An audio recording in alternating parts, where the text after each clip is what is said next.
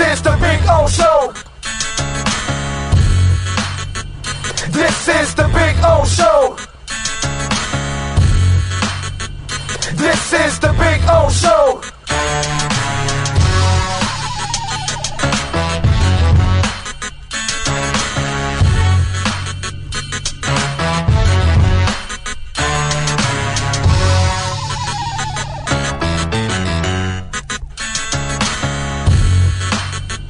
This is the Big O Show. This is the Big O Show.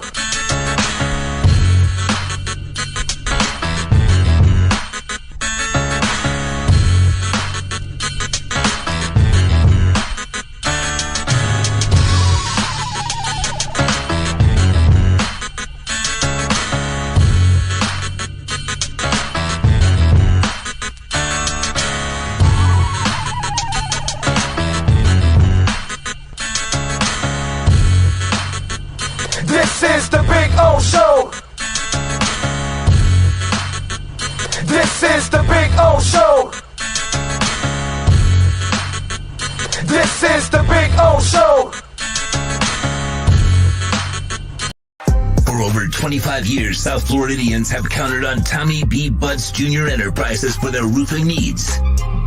In South Florida, we battle the sweltering heat, rain, winds, and all kinds of tropical storms. That's why when it comes to protecting your family, home, or business, call Tommy B. Butts Jr. Enterprises.com. 954-735-9826 or 954-394-1411 and ask to speak to Tommy, the owner. They specialize in all kinds of roofs. All work fully guaranteed with the customer's complete satisfaction. A-plus rated member of the Better Business Bureau. Licensed and insured. There's no buts about it. When your roof needs repair or replacement, go to TommyBButtsJrEnterprises.com. A certified widening contractor. South Florida's premier law enforcement agency is now hiring individuals like you. The Fort Lauderdale Police Department is now accepting applications for non-certified and certified police officer positions. Minimum requirements and qualifications can be found at FLPDjobs.com. That's FLPDjobs.com. Are you ready? The city of Fort Lauderdale is an equal opportunity employer. Hey, it's Big O. Protect your home the way we do with Sloman's Home Security, folks. And if you want some great news, how about this? A free doorbell camera. That's right. The first 40 Big O listeners who dial 1-800-ALARM-ME will get this limited time offer of a free doorbell camera that connects directly to your smartphone with installation of your Sloman's Shield. And that's not all, folks. Sloman's is going to give you a free customized home security system and professional installation when you use their low-cost central station monitoring. So you're getting an LED touchscreen pad, a motion detector, 3 arm doors, and backup battery. Plus, if you're one of the first 40 Big O listeners to call 1-800-ALARM-ME, you'll receive a free doorbell camera with the installation of your Sloman's Shield. Keep your family safe like we do here in the Alzigari family. Call 1-800-ALARM-ME. That's 1-800-ALARM-ME. This is the Big O Show. Sports fans love a place with great food, cold drinks, and TVs everywhere. That's why sports fans love Sports Grill and their 7 amazing locations. Check out the Bird Road location at 11481 Southwest 40th Street in the back corner of the West Bird Shopping Center. Sports Grill is also now offering some great employment opportunities. All kinds of positions are now available from kitchen to hosting. Call for more information at 305-485-8845. From wraps to salads to amazingly delicious specialty dishes, Sports Grill is the home to the legendary special grilled wings. Since 1987, Sports Grill, good food, good drink, and good friends. It's the Big O Show. Judge, you tuned in to the hottest sports radio. When you need your warehouse looking good while staying efficient, there's only one place to find the finest racks in the business. Pallet Rack City in Hialeah. 305-424-8547. That's 305-424-8547. Pallet Rack City is the company you need when you want your warehouse sporting the finest racks in the business. After all, who doesn't love a great rack? Pallet Rack City. 305-424-8547. That's 305-424-8547. Orlando, aka the Big O, he covers all the South Florida teams. For over 16 years, EJDconstruction.com has provided South Florida residents quality craftsmanship, accurate project management, and exceptional service. That's why EJDconstruction.com is an A-rated member of Angie's List and the Better Business Bureau. When you're looking for the right custom home builder for additions or home remodeling, please call my friend Eric at 305-433-4843. That's 305-433-4843 for EJDconstruction.com. Dolphins to the Heat, well, you know what I mean. Monday to Friday, lollipop blow in the... There's no need to drive around South Florida wasting valuable time looking for a new or certified pre-owned Acura. Go to the #1 volume sales dealership in the Southeast United States. Craig Zinn's Acura of Pembroke Pines. Purchase with pace and space in a dealership tailored to your needs. From home buying to providing that personal touch. Contact the 2020 Satisfaction Award winner Craig Zinn's Acura of Pembroke Pines. 888-776-5123. That's 888-776-5123. Or visit them at 15601 Pines Boulevard in Pembroke Pines. The viewpoint, statements, or beliefs expressed on the following program by the host, guests, or callers are not necessarily the opinions of FantasyAccess.com, Media Group Inc. ownership, management, sponsors, or website. When it comes to South Florida sports teams, very few in the media have witnessed, lived, and covered it like the Big O. Let's start the program dedicated to your favorite South Florida teams with a passion that's unmatched. The Big O Radio Show is on. Here's the Big O. All righty. Good morning, boys and girls. Hope you all are doing well here on a Tuesday morning. Yes. It's the time of the year where we start to, unfortunately and fortunately, and really fortunately, turn the page on certain things, right, in sports. You know, we're not talking about the now in football. Now we will get into the future of the Dolphins. Now we will get into the now of the Miami Heat for the rest of the season. And where it gets really sweet, obviously, is the Florida Panthers, who are clearly the best team in town, the team that is closest to a title. And so that's going to be a lot of fun. I think that's going to build up a lot, too, as the second half of the season goes on. I'm really excited for the 22 season. And I don't want to get ahead of myself because the Panthers can win the entire thing this year, period. Okay, they're good enough to beat everybody when it's all said and done. But my point is they're going to have a great playoff run, I believe, this year. And whether they win it or they come close, that's going to build it into next year, which is going to be awesome. So there are a lot of things still going on that I know our Dolphins let us down. And I know they couldn't complete the job and pull off the miracle of winning 9 in a row. But this is, I mean, again, you know, this is kind of what you do when you put yourself in that 1-7 position. You know what I'm saying? So it's a rough one, folks. And I get it. And, you know, we'll be here for you all throughout the offseason. And, you know, hopefully if we can build everything up, we'll be doing a lot more on covering everything on year-round and off-season and everything that we've been wanting to do. So we've been working on all of that. So good morning to all of you out there. Leon Frescos, thank you, sir. Already sending in a little love on the super chat. And he says, oh, would Finns be in playoffs with 2020 Fitzpatrick? Maybe, maybe not. I don't know. It's a great question to ask because maybe Fitz would have been better still for all the chaos that's going on, but Tua got better with the chaos. There's no doubt about it, you know, but Fitz was going to have bad games too. And he's going to throw interceptions. He's going to make mistakes. That's the problem. See, Leon, he's never been in the playoffs with any team. I'm talking about Fitzpatrick. So how can we all of a sudden, for anybody out there that wants to throw that out there, well, what if we had Fitzpatrick? Well, give me the history. When does Fitz get people in the playoffs? He doesn't, because he's not a playoff quarterback. You know what I mean? So let's not also, Leon, create some kind of, greener pasture that doesn't exist. He's a streaky quarterback. And so he got on a nice little streak. That's kind of, I'm glad you bring this up, because in a way, that's kind of what I've been trying to remind people, that this 7-game winning streak, it's just a streak. It doesn't mean anything else. That's why I told you, don't be a prisoner of the moment. In 2005, Saban started 3-7, then won 6 in a row to finish 9-7. No big deal. Sperano started 2-4, then finished 9-1. That's better than what this guy's going to do, right? The best he can do is 8-1. This is 9-1. Did it mean Sperano was a great coach? Rest in peace. I mean, nothing personal against Tony.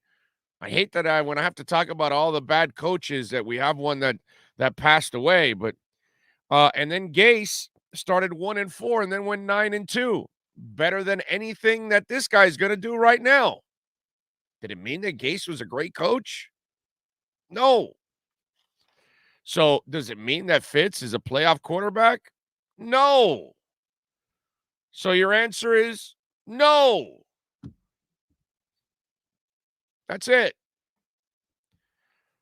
So I'm glad you brought it up, because it's a nice correlation with everything else going on here.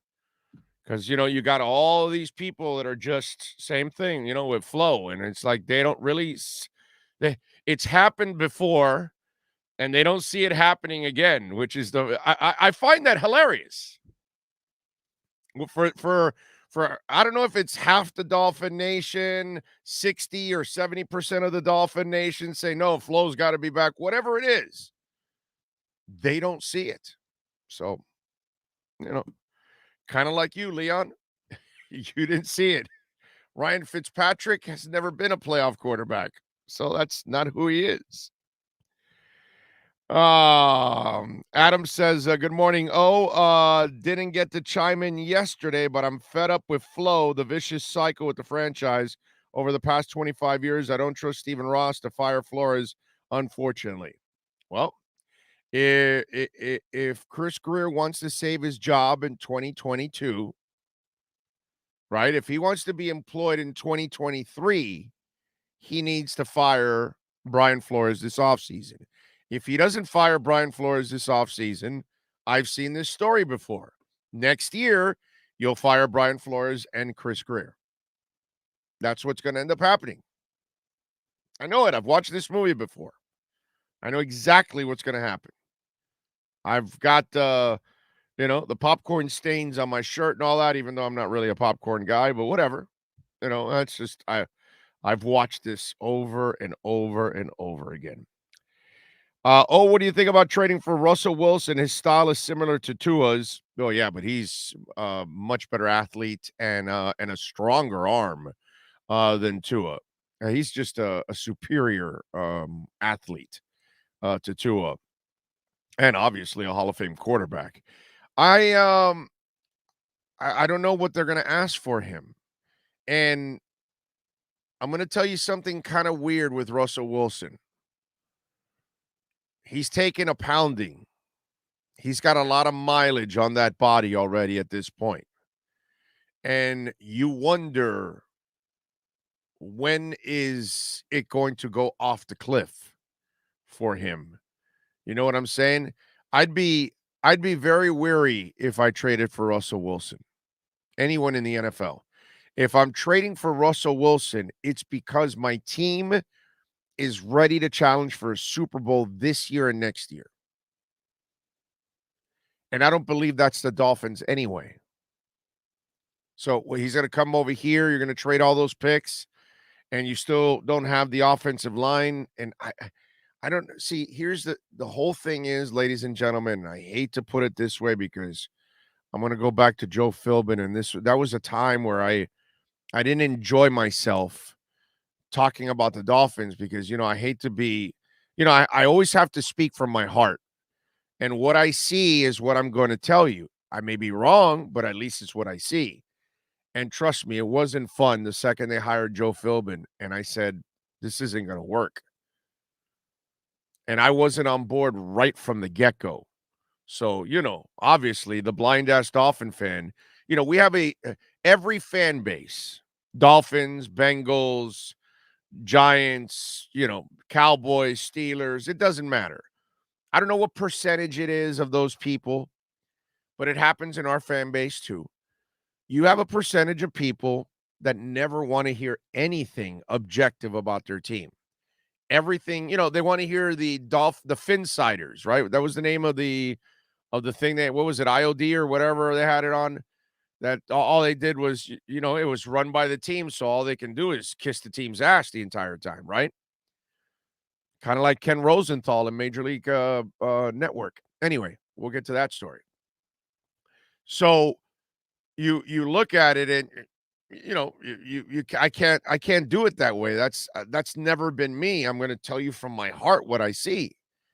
And the whole thing with Philbin, I was never on board. And so there were a ton of Dolphin fans and man, they were pissed at me right from the I wasn't open to giving him a chance. You know what I mean? But they don't know what I know. So it's like, whatever, and sure enough, they found out what I knew already. And I can tell you this, you bring back Flo next year, I have no hope for the season. Season's over before it started. That's just the way it's going to be for me. I don't believe in the man anymore. I didn't believe in Manny Diaz. When they lose the games early on, and then you got idiots either on television, on radio, or writing. Well, Manny can turn it around and win these next few games, and this. And I'm like, it's Manny Diaz, dude. What the hell are you talking about? You're expecting he's been a disaster for 3 years, so all of a sudden he's going to figure it out. That kind of stuff. I found it idiotic this year. Well, they can run the table here in the ACC and this and that. And it's like, what would make you think they could do that under this guy? What, we back in the 90s and the 80s again? Because that's kind of where I'm at already with it. You know what I mean? I gave up on Manny Diaz. I didn't need to see this season. I knew it was over before it started. Joe Philbin, I knew it was over before it started. And if you bring back Flo, I know it's over before you started it. Because the same crap is going to go on. He can't get coaches. He can't play. He doesn't even know how to play his own players on defense the right way. He has to figure that out. So how the hell is he going to figure out the offense? If he's not even good, really, he's not really golden on defense like people make it out to be. Because if you are, you don't fold like a cheap tent like you did this week. Right? I mean, if you're so great on defense, you don't have Jalen Phillips dropping back in coverage. You have him attacking the quarterback. You don't have Jerome Baker in the middle of your lineup when he's not a thumper, has never been a thumper. He's an athletic speed guy. So he doesn't get things right anyways on defense at times. So why would I expect him to get anything right on offense? Why would I expect him to get the coaches right? You know what I'm saying? The only people that think he'll get the coaches right is my boy NorCal. Zero substance on why he would get it right, but he'll get it right. Why? It sounded like the fans that used to tell, well, why aren't you believing in Manny Diaz? Because Manny Diaz sucks, dude. He can't get it done. Oh, no, but they can still turn it around. When has he turned it around? What would give you that? And I go back to Leon Fresco. What the hell would make you think that Ryan Fitzpatrick is a playoff quarterback? Why? Because he had a couple good moments? That's the problem with our fan base. You have a couple of good moments and you actually think you're good. That's how bad our fan base is, that they don't recognize what a really good coach looks like, what a really good football team looks like, what a really good offensive coordinator looks like, what a really good defensive coordinator looks like, what a really good special teams coach looks like. That's the problem with our fan base.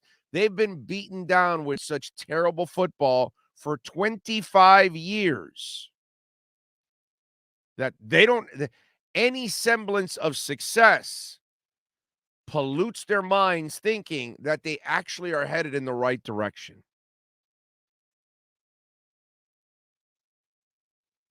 And that's the major problem we have.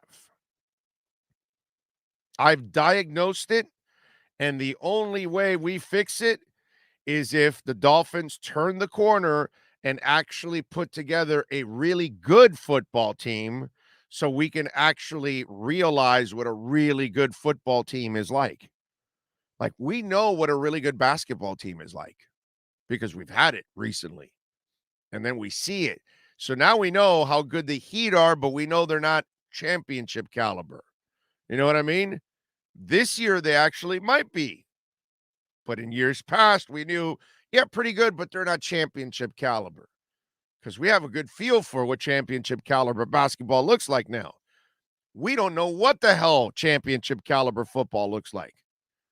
We don't know what a really good coach looks like. We got a bunch of fans out there that think they actually have a really good coach in place.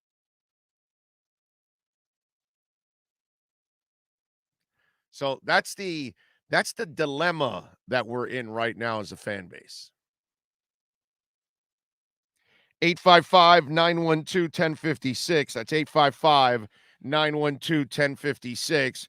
You can see that billboard around me there with the proud family of sponsors, and we're adding more. And one of those sponsors right there is the Sloman Shield, protecting our home. They can protect your home, your business, folks. Call them at 1-800-ALARM-ME. That's 1-800-ALARM-ME. The folks at Sloman Shield are waiting for your call. Tell them that the Big O Show sent you. So give them a ring, and right now we're going to give you a free doorbell camera. That's right. Call right now. The first 40 Big O listeners, 1-800-ALARM-ME. You will get a free doorbell camera with the installation of your Sloman Shield, and the system includes an LED touchscreen, motion detector, 3 contacts, and a backup battery, and a professionally installed video doorbell camera. 1-800-ALARM-ME, so you can keep up with anything. Packages being delivered, food being delivered, somebody that's visiting, whatever it is. You want that free doorbell camera? You want that incredible service from Sloman Shield? You can trust them. I can trust them. Your business can trust them. 1-800-ALARM-ME, and tell them that the Big O Show sent you for Sloman's Shield.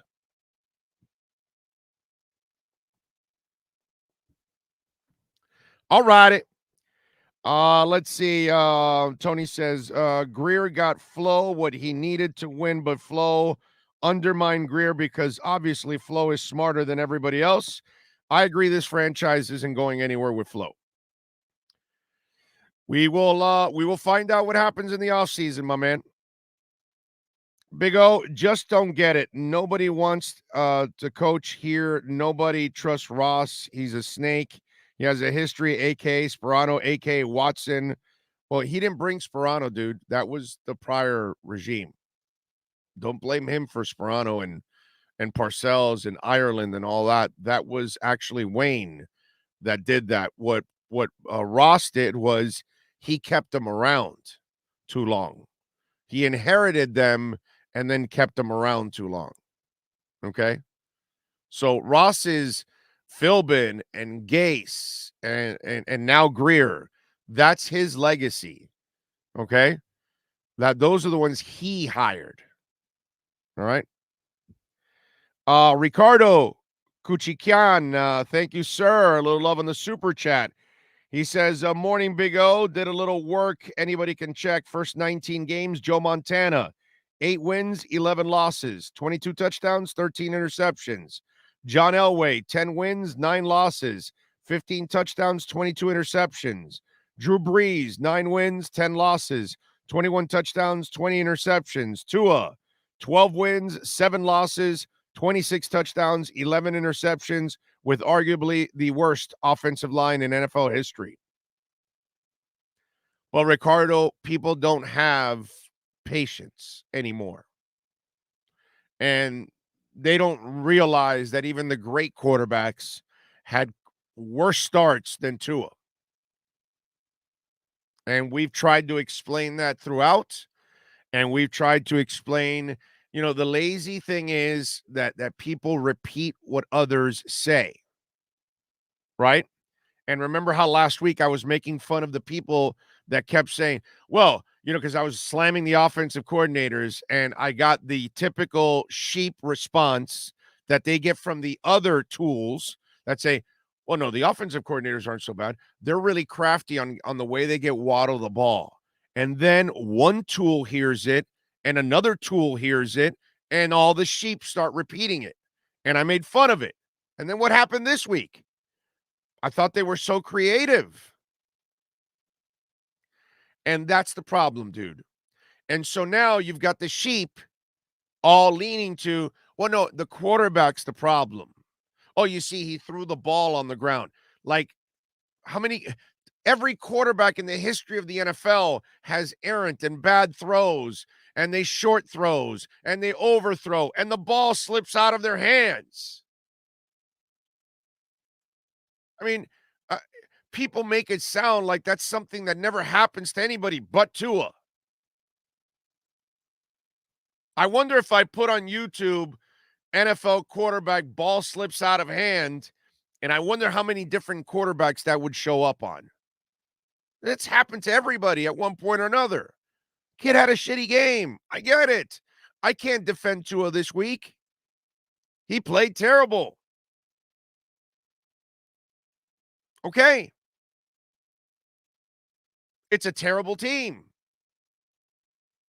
What are you going to do? It's terribly coached. It's terribly prepared. Can't do anything about it. There's so much incompetence going around Tua. It's a joke.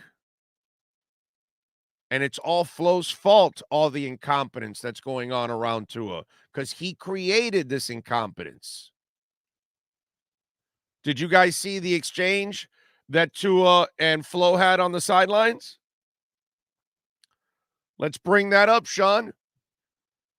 So Tua and Flo had an exchange, and here's looks like it was a little heated. Go ahead, Sean, play it.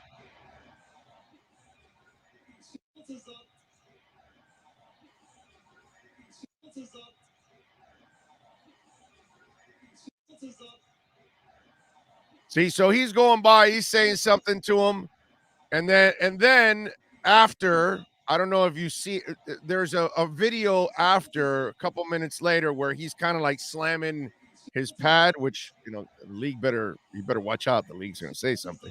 They couldn't really see the pad, but you could tell he was kind of slamming the pad. And so these two don't get along. This guy doesn't like his quarterback. This guy doesn't believe in his quarterback. It's about the most obvious thing there is in the world. And the structure he has set up, it just lacks all intelligence. And I've explained it over and over and over again. And obviously, I'm the only one in town and in the country that pointed that out. Anybody else that picks it up, they picked it up from this show. There's nobody in the history of the NFL does the stupid ass thing that Flo did with 4 green ass linemen, a journeyman, an O-line coach that doesn't know jack crap about this league, offensive coordinators that are completely lost, QB coach that doesn't know anything, and that was and no running game, and that's supposed to support Tua. I mean, it's just, it couldn't be more of a cancerous situation. So you got that exchange going on the sidelines. You got a crap situation. And again, listen, I'm not here to excuse Tua. Okay? I'm a Tua believer. I'm convinced you can win with Tua. There's no doubt in my mind you can win with Tua, but you'll never win with Tua with that coach. You can't. So Saban believes in him, but Flo doesn't. So Saban is smart enough to build it around him, but Flo isn't. So he looks good with good coaches and an excellent environment, but he doesn't look good, although his stats aren't really bad. We just read them now compared to other big-time quarterbacks at the start of their careers. We make it worse than what it is, but he's under the worst conditions, and his numbers really aren't terrible. So, we can make up whatever you guys want to make up, but the problems here run really, really deep. 855-912-1056. Don't forget to smash the hell out of the like button. Very, very important to smash the like button. By the way, yesterday, once again, you guys, Sean and I are marveled with this every single day, and we just sit here and obviously, we work our asses off every day to put this thing together and put some great guests together, which, by the way, today, Cameron Wolf will join us at 11:30 to talk a little Dolphins and NFL. We will talk to Ira Winderman at noon, and Luis de Cubas, Sr., all right, the boxing manager, promoter, will be joining us at 12:40. The legend will be joining us. So we've got a loaded show here on the second half. A lot of talk here in the first 90 minutes of the program. But anyway, yesterday we broke records again. Yesterday on our daily audio downloads, ladies and gentlemen, 140,171 downloads. I mean, the record was like, what was it? Was it like 117, right? Was it, Sean, like 117, right? Record was 117, and you all shattered it by going to 140. Do you know what 140,000 downloads is in one day? I mean, there are people that do terrific jobs on shows. They would love to have 140,000 in a month. That's good. 140,000 downloads yesterday. I can't say enough about the support that you guys are giving all of us, man. Thank you, thank you, thank you. So on behalf of Omar and Ira and Manny and, Joe and Alan and Clay and Cameron and obviously Sean and myself, thank you, thank you, thank you, thank you, thank you, thank you, thank you, thank you. Can't say enough. 140,171 downloads yesterday. Damn. Wow. Holy crap. So, Sean, one day you may have to make a gif of 200K. Holy moly. That would be amazing. Juan says, love you, Big O. You say it like it is, bro. Well, we tried. I mean, we're always going to get it right, but, Irving says, Tua primarily a West Coast offense, not much RPO in 2019 in Alabama. He ran a blend of West Coast offense and RPO this year, but this offense is limited everywhere you look. Eddie Collins. It is limited everywhere you look. It's a terrible offense. Yeah. Let's see. Who downloads podcasts still? No, that's where my brother, that's the number one audience. You know that, right? Who downloads podcast? Everybody, my man. The minority is this right here, what we're doing. Live audiences are the minority now. Television, radio, this, this is all the minority. The majority is downloads. So, that's really where it's at. You are the outlier inbound. I don't know if you realize that. Okay? The download people are laughing at you. You're not laughing at the download people. The download people are the number one. Ask Joe Rogan, ask everybody else. It's all on demand, dude. Prime, Netflix, everything's on demand. It's not really live. I love that you all tune in live, and we do, and I like doing it live. I don't want to do a podcast or a show that's pre-recorded so we can then manufacture it and dress it up and all that. I don't like that.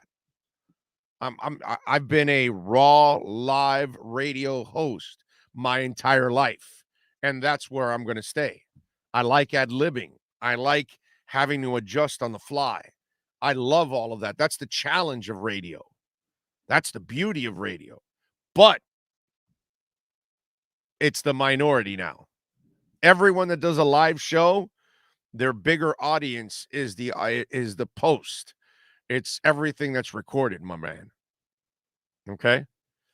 So, we get a thousands of views on the thing, right? A couple thousand, 2, 3, 4, 5, 6, 7, 8, 9, 10. We don't get 100,000. Not yet. I pray. I hope we can get to 100,000 views. That would be absolutely amazing. That would help Sean and I make a decent living and support our families. That'd be great. But it's podcasting is where it's at, my man. That's where live radio loses.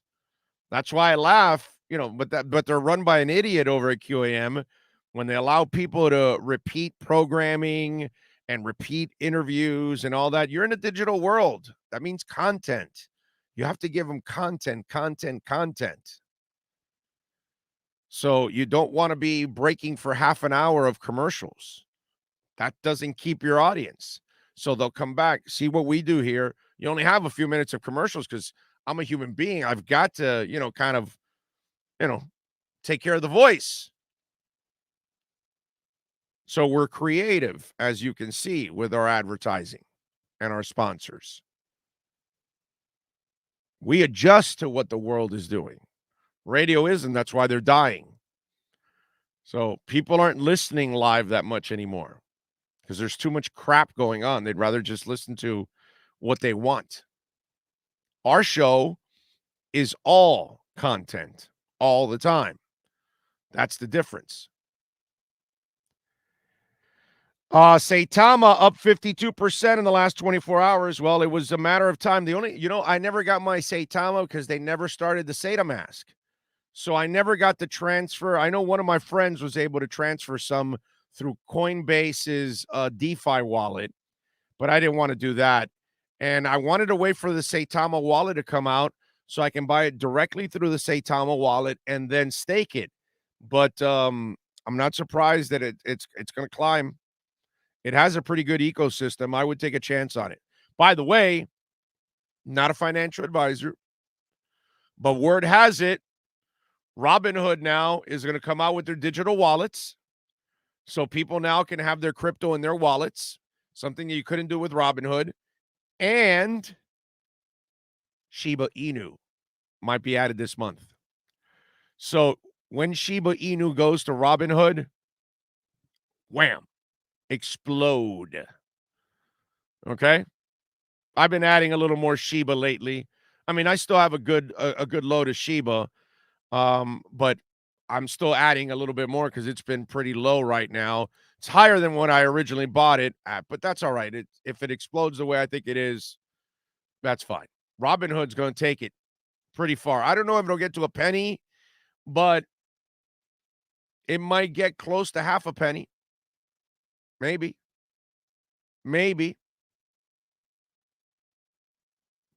Ryan Nunez, he says, you deserve all the support, Big O. Best show, hands down.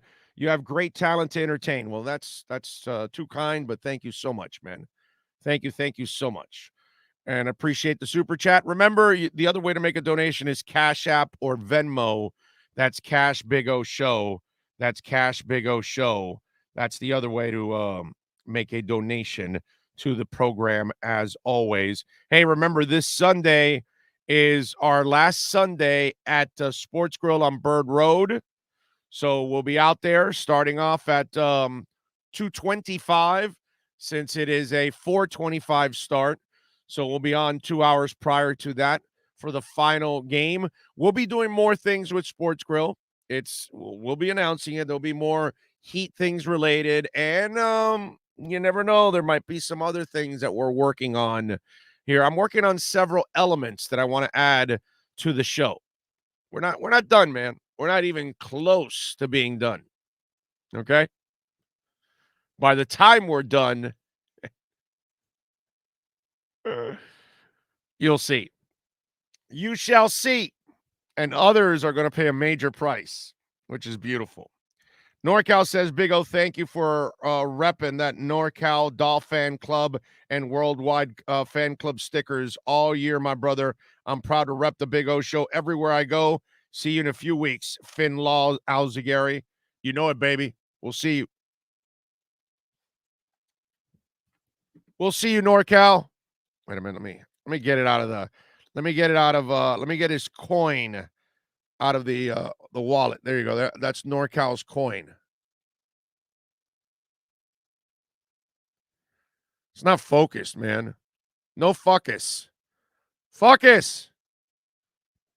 But anyways, there you go. That's my NorCal coin. Always repping the NorCal coin. And don't forget, you got to rep a little polka dot. Okay? Rep yourself a little Bitcoin. Bitcoin's a really good buy right now. Really good buy right now. Monero's up, by the way. When I was telling you it was like at $189. Where's Monero now? Monero was down to $189, $190. Where's it at right now? Where's Monero at now that I told you guys? Yeah, no, it's only at $228. You know, I was telling you when it was at 189, 190, it's at 228 now. I'm just saying, you know, I'm not a financial advisor. I am just a dude that loves crypto. And when Cardano takes off, when ADA takes off, oh, Lordy, those of you that have been patient watching it waddle, you're going to be waddling soon when that does it. Oh, yeah. And then, of course, ETH will explode. And as I tell you guys, it's going to Robinhood.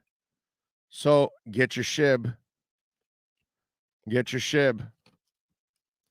You all are wondering, how the hell does he have all? Yeah, it's you got to have props. You got to have props here. We have all kinds of props. By the way, I'm looking forward to it because pretty soon we'll be broadcasting from the Broward County, the Fort Lauderdale Police Department. And by the way, we got their coin too right there. See, it's all about coins nowadays. As you can see, we got to create a Big O Show coin. Create NFTs soon. That'll happen soon. Let's see. So Ryan, thank you, by the way. Appreciate you. Victor Huertas also drops in a little love on the super chat. He says, Big O, college sucks. They dropped my classes again for non-payment, even though I paid back in November. P.S. Love your show, Big O. Damn, that sucks, dude. What kind of crap is that, bro? That's not right. I'm sorry to hear that, man. Piss off Big O was epic yesterday, says More Life. What did I do yesterday that was piss off? Oh. What did I do yesterday that was pissed off? Piss off. I don't know. Okay. Wait a minute. Let me I think we got some going on here. Let's see. Omar Kelly has tweeted out, Dolphins QB coach Charlie Fry said Tua played around with a glove during the week preparing for rain and they decided it wasn't the best thing for him to use versus the Titans. Yeah, that makes sense. It's an adjustment. You just can't go day to night with it. He this offseason, you're going to see Tua practice with a glove all day long, and he's going to start to get used to it, and he's going to have to play with it. But look, any of us that have to, if you go ahead and do it yourself, throw a ball and then grab a glove to then throw the ball, and there's an adjustment because you don't feel the ball the same way, right? And so that's where it becomes a bit of a challenge. All quarterbacks have told me that over the years, that you just cannot switch to a glove just like that. You will not be the same quarterback. It takes a little bit of an adjustment to understand. And you know what it is also? You got to kind of figure out what glove you want to use. There's a couple. So it's one of those things, you know what I'm saying?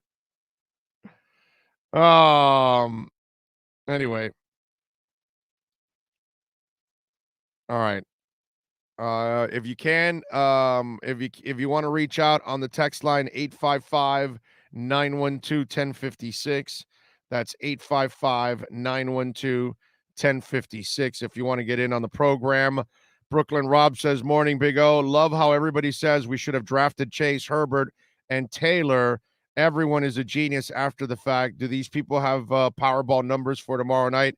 I wish they do, man. I did a little Powerball action yesterday too. See if we can, that would be a nice way of finishing your life is winning a Powerball. Big O Ada been joking, man. We going with Matic. Well, John, I go with both. V-Chain has floundered for a long time. But their DApps are now going to be added. They're now going to start, they're going to be expanding even more V-Chain, and it's going to eventually explode and go parabolic. Let me explain something to you that's going on in crypto that I think like that text there is from John Mins. Okay. I'm going to give you a couple of coins, and I'm going to, in a way, it's kind of like what's going on with the Dolphins, that the perception is one thing, the reality is another. Okay. And we can agree and disagree on the perception for crypto and for football. Okay. The perception is, for some of you, Tua can't play. The reality for me is he can play. There's no doubt in my mind he can play. It's just he has a terrible supporting cast to accentuate his positives and hide the negatives. Because every quarterback has a negative, right? If you can't move, or if you don't have a rocket of an arm, or if you're not that intelligent, or whatever it is, you know what I mean? Or you're not necessarily as accurate or whatever, there's always some kind of an adjustment you can make, right? You have to be committed to Lamar Jackson if you want to succeed with Lamar Jackson. And you have to run his offense. He can't run Joe Montana's offense. He can't run Aaron Rodgers' offense. Okay? Lamar Jackson couldn't do that in his sleep because he's not a real passer. Ryan Tannehill can't do that either because he's not a real passer. So you have to commit to each quarterback the right way.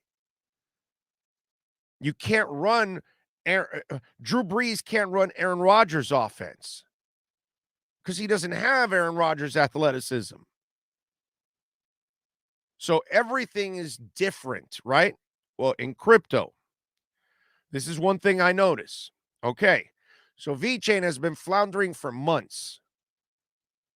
By the way, so was Matic. And then Matic took off. ADA has been floundering for months. Bitcoin has been floundering for a couple of months. But eventually, Decentraland floundered, exploded. Engine Coin floundered, exploded. Matic floundered, exploded.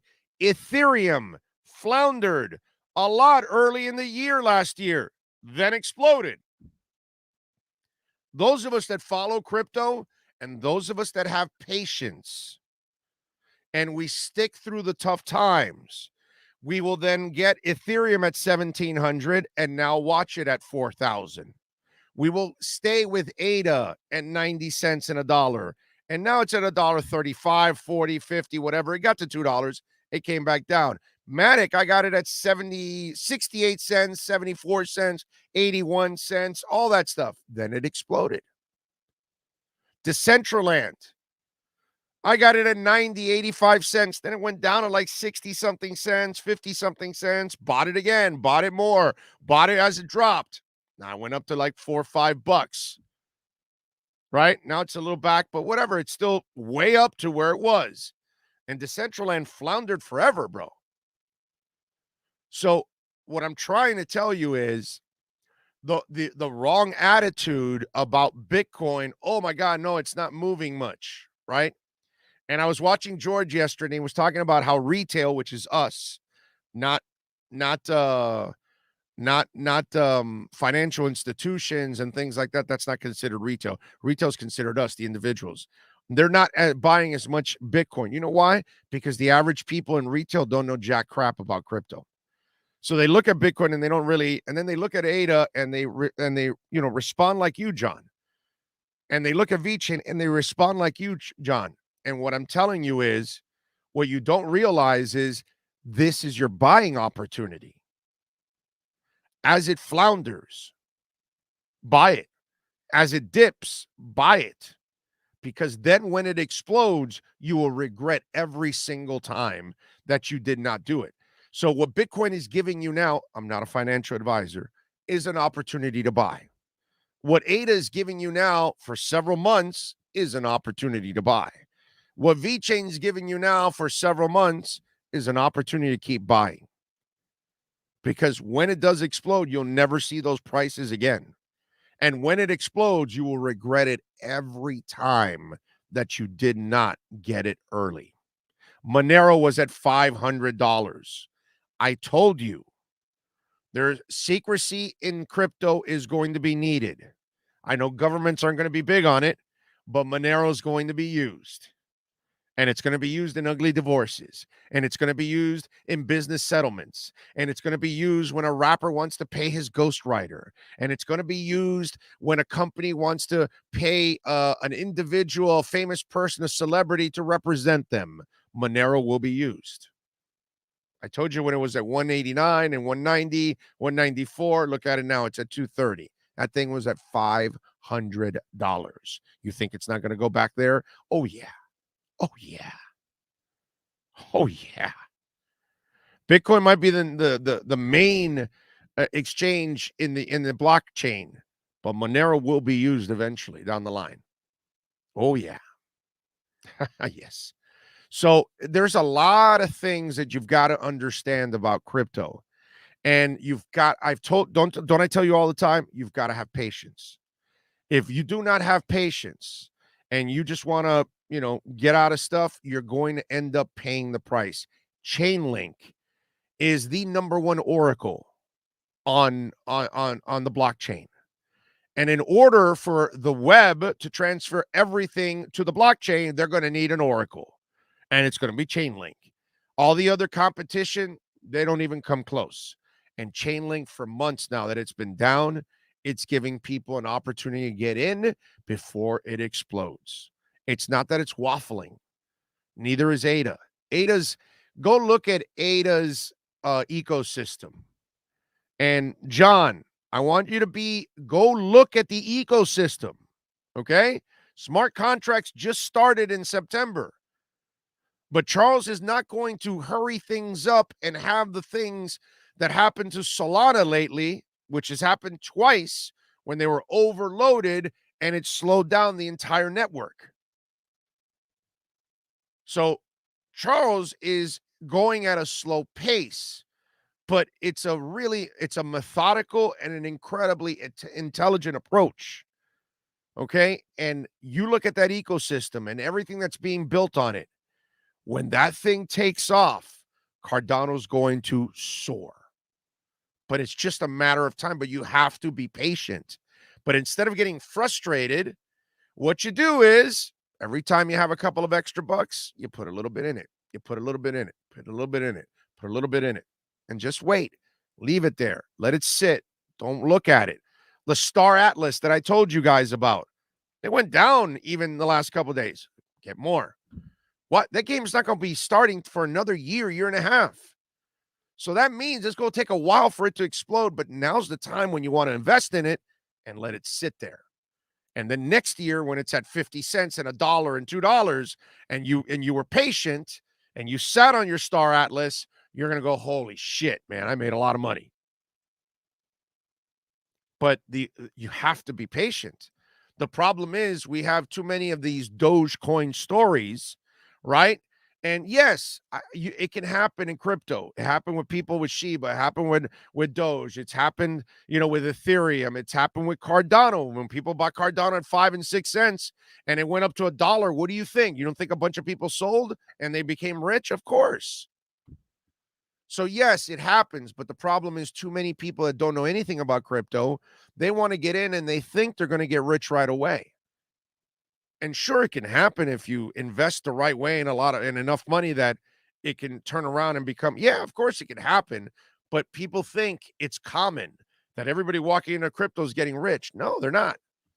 The people that are smart are the ones that are patient, the ones that stake. That's the other thing. Part 2 of it. So while Bitcoin is waffling, while ADA is waffling, while VeChain is waffling, do you know what I have? I have it all staked. So I'm getting 6.5% on Bitcoin every day of my life. So while it waffles, I'm still making 6.5%. So while VeChain waffles, I'm making 3%. While ADA waffles, I'm making 3%. So I'm collecting more ADA and more VeChain coming in. Every week, I'm handed more and more VeChain, more Cardano, more Bitcoin, more Ethereum, more all of that. Ethereum was up to 4,400. Now it's in the high 3,000s, right? So I'm adding more and more Ethereum because it's all staked. So I'm getting percentage back. So even when it waffles, I'm still making a profit. That's how you play this game. That's how you invest in this market, and you're able to turn profits right away, even when it's waffling. And then when it goes parabolic, the rest is history. Hey, Shiba was waffling for a while, 6, 7, whatever, and then it shot up to 90.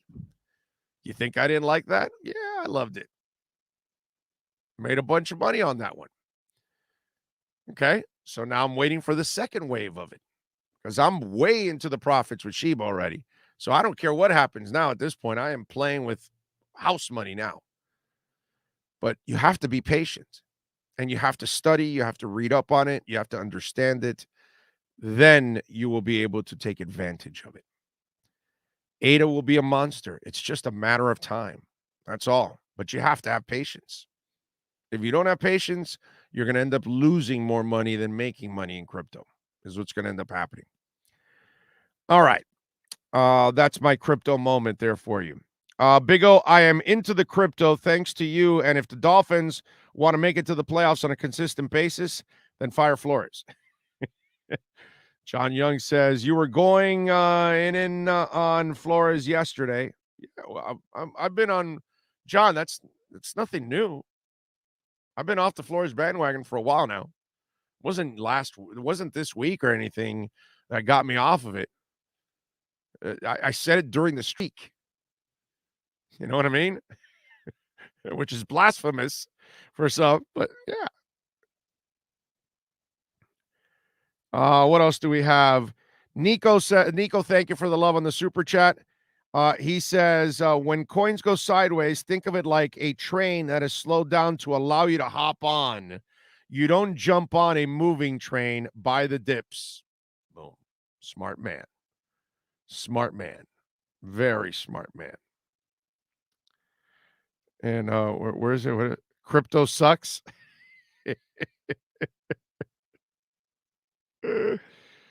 Oh, Lordy. I'm in Houston. I would make the trade for Tua now. Tua's a good QB. If he had an O-line that could give him a clean pocket or time to throw deep, yeah, and a running game. All of that would be awesome. Danny Hadaway says, Big O, I've read articles where the feds are going after some millionaires for money laundering through cryptocurrencies. I'm sure people money launder through businesses. They money launder cash. They money launder and every. Listen, man, criminals have been dealing in gold, in silver, in money, in stocks, in bonds, in people. Criminals are criminals, man. Crypto's not going to accentuate any criminals or anything like that. You know, the best part about DeFi and crypto is it frees us up from the banks. It frees us up all around the world from bad governments that don't know how to handle money and mishandle money and ruin your currency. That's the beauty of it. That's the part that people have to understand. Our ultimate financial freedoms will come from decentralization, from DeFi. Okay? I can't explain it enough. I wish you would take some time to read on it, and you will understand that this is what we need to free ourselves from all these terrible government decisions that are constantly being made. Frank S. Thank you, sir, on the super chat. He says, you don't think Greer deserves any of the blame for this? Didn't he hire Flo? His drafts haven't been that great. You could hit on more first rounders.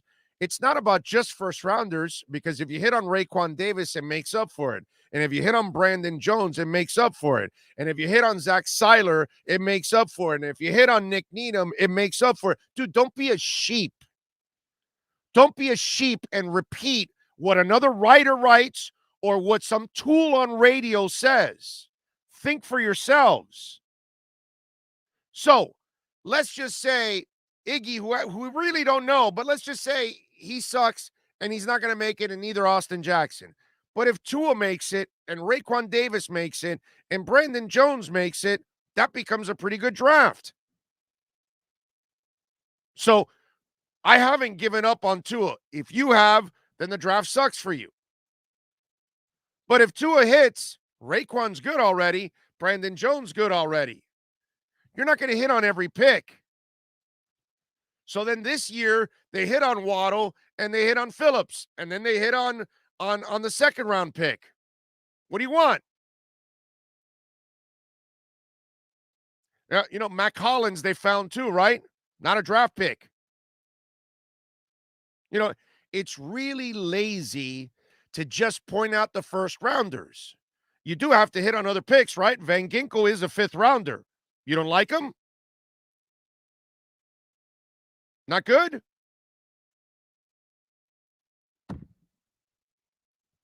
Jerome Baker has turned out to be all right as an outside linebacker. Emmanuel Ogbah is a free agent pickup. Pretty good, right? You know, it's just so late. Oh, well, yeah, you got to hit on your first round picks. You got to hit on draft picks. Period. And yes, Greer deserves some of the blame, but I don't think personnel is the problem. I still think coaching is the bigger problem. And yes, Greer deserves blame for Flo. He made the wrong decision there, but I still think they're good enough in personnel. So I don't want to make any changes in personnel, but I certainly want to make a change at coaching. It's a lazy thing to just lean on first rounders, and you make it sound like nothing else was picked that was good.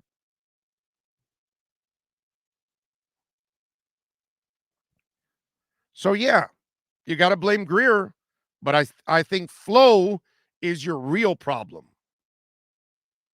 Greer deserves blame. Flo deserves to get fired. That's how I look at it.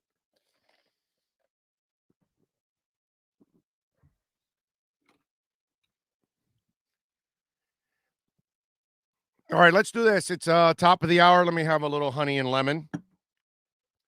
And give me 2 minutes to tweak the voice. Get ready for hour number 2 of the Big O Radio Show.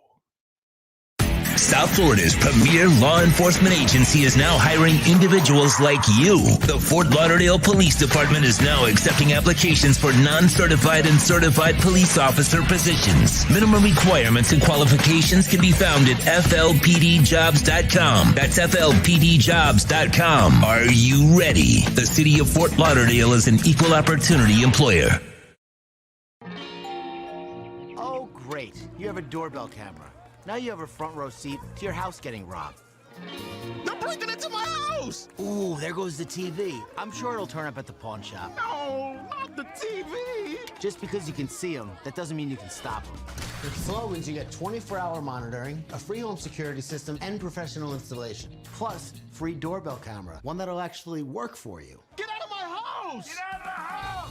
Call 1-800-ALARM-ME.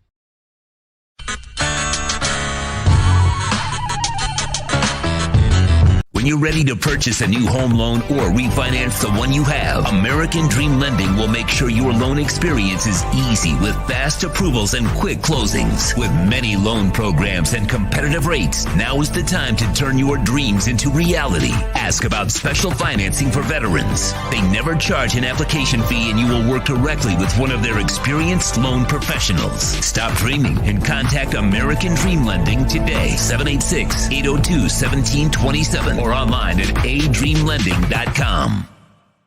When protecting your family is your priority, there's nothing more important than a roof above the people you love. Call Tommy B. Butts Jr. Enterprises.com, 954-735-9826 or 954-394-1411 and ask to speak to Tommy, the owner.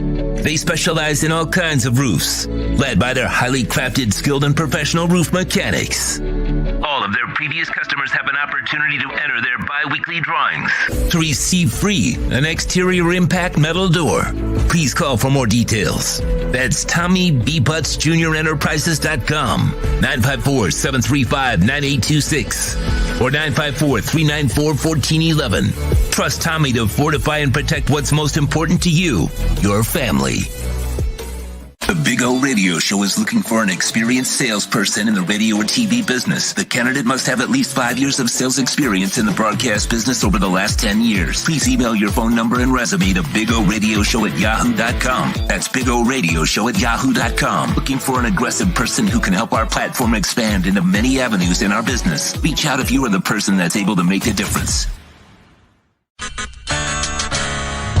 The viewpoints, statements, or beliefs expressed on the following program by the host, guests, or callers are not necessarily the opinions of FantasyXS.com, Media Group Inc., ownership, management, sponsors, or website.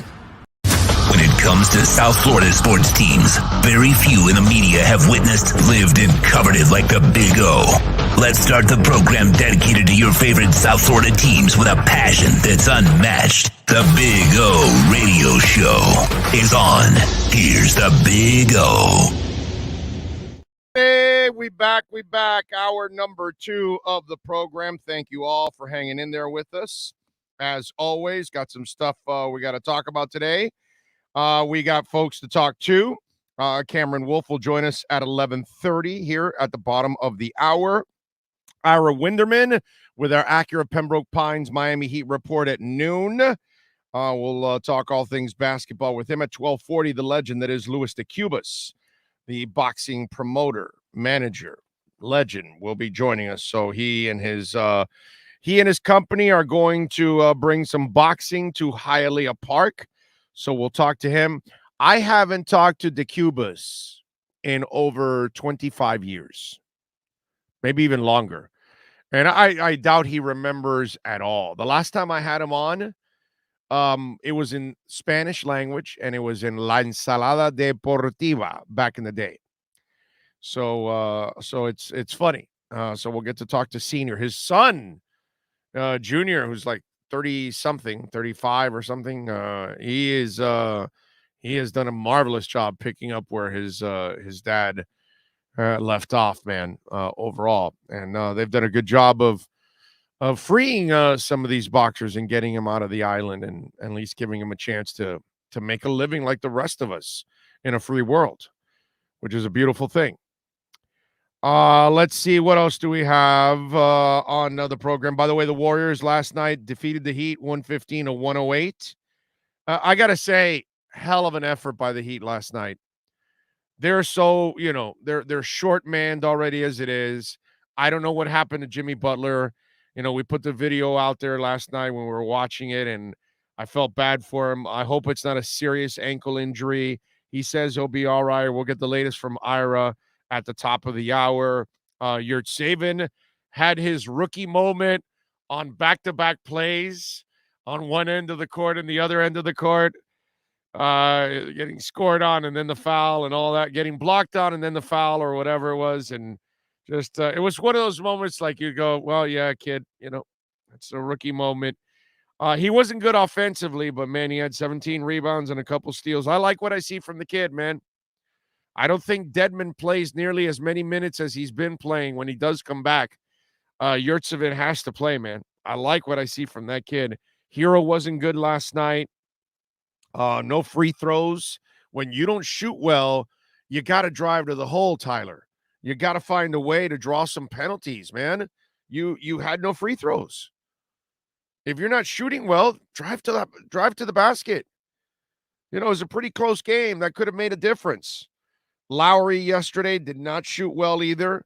And again, I don't expect Lowry to be the guy that can carry, I've told you this, scoring night in and night out at this point in his career. That's not who he is.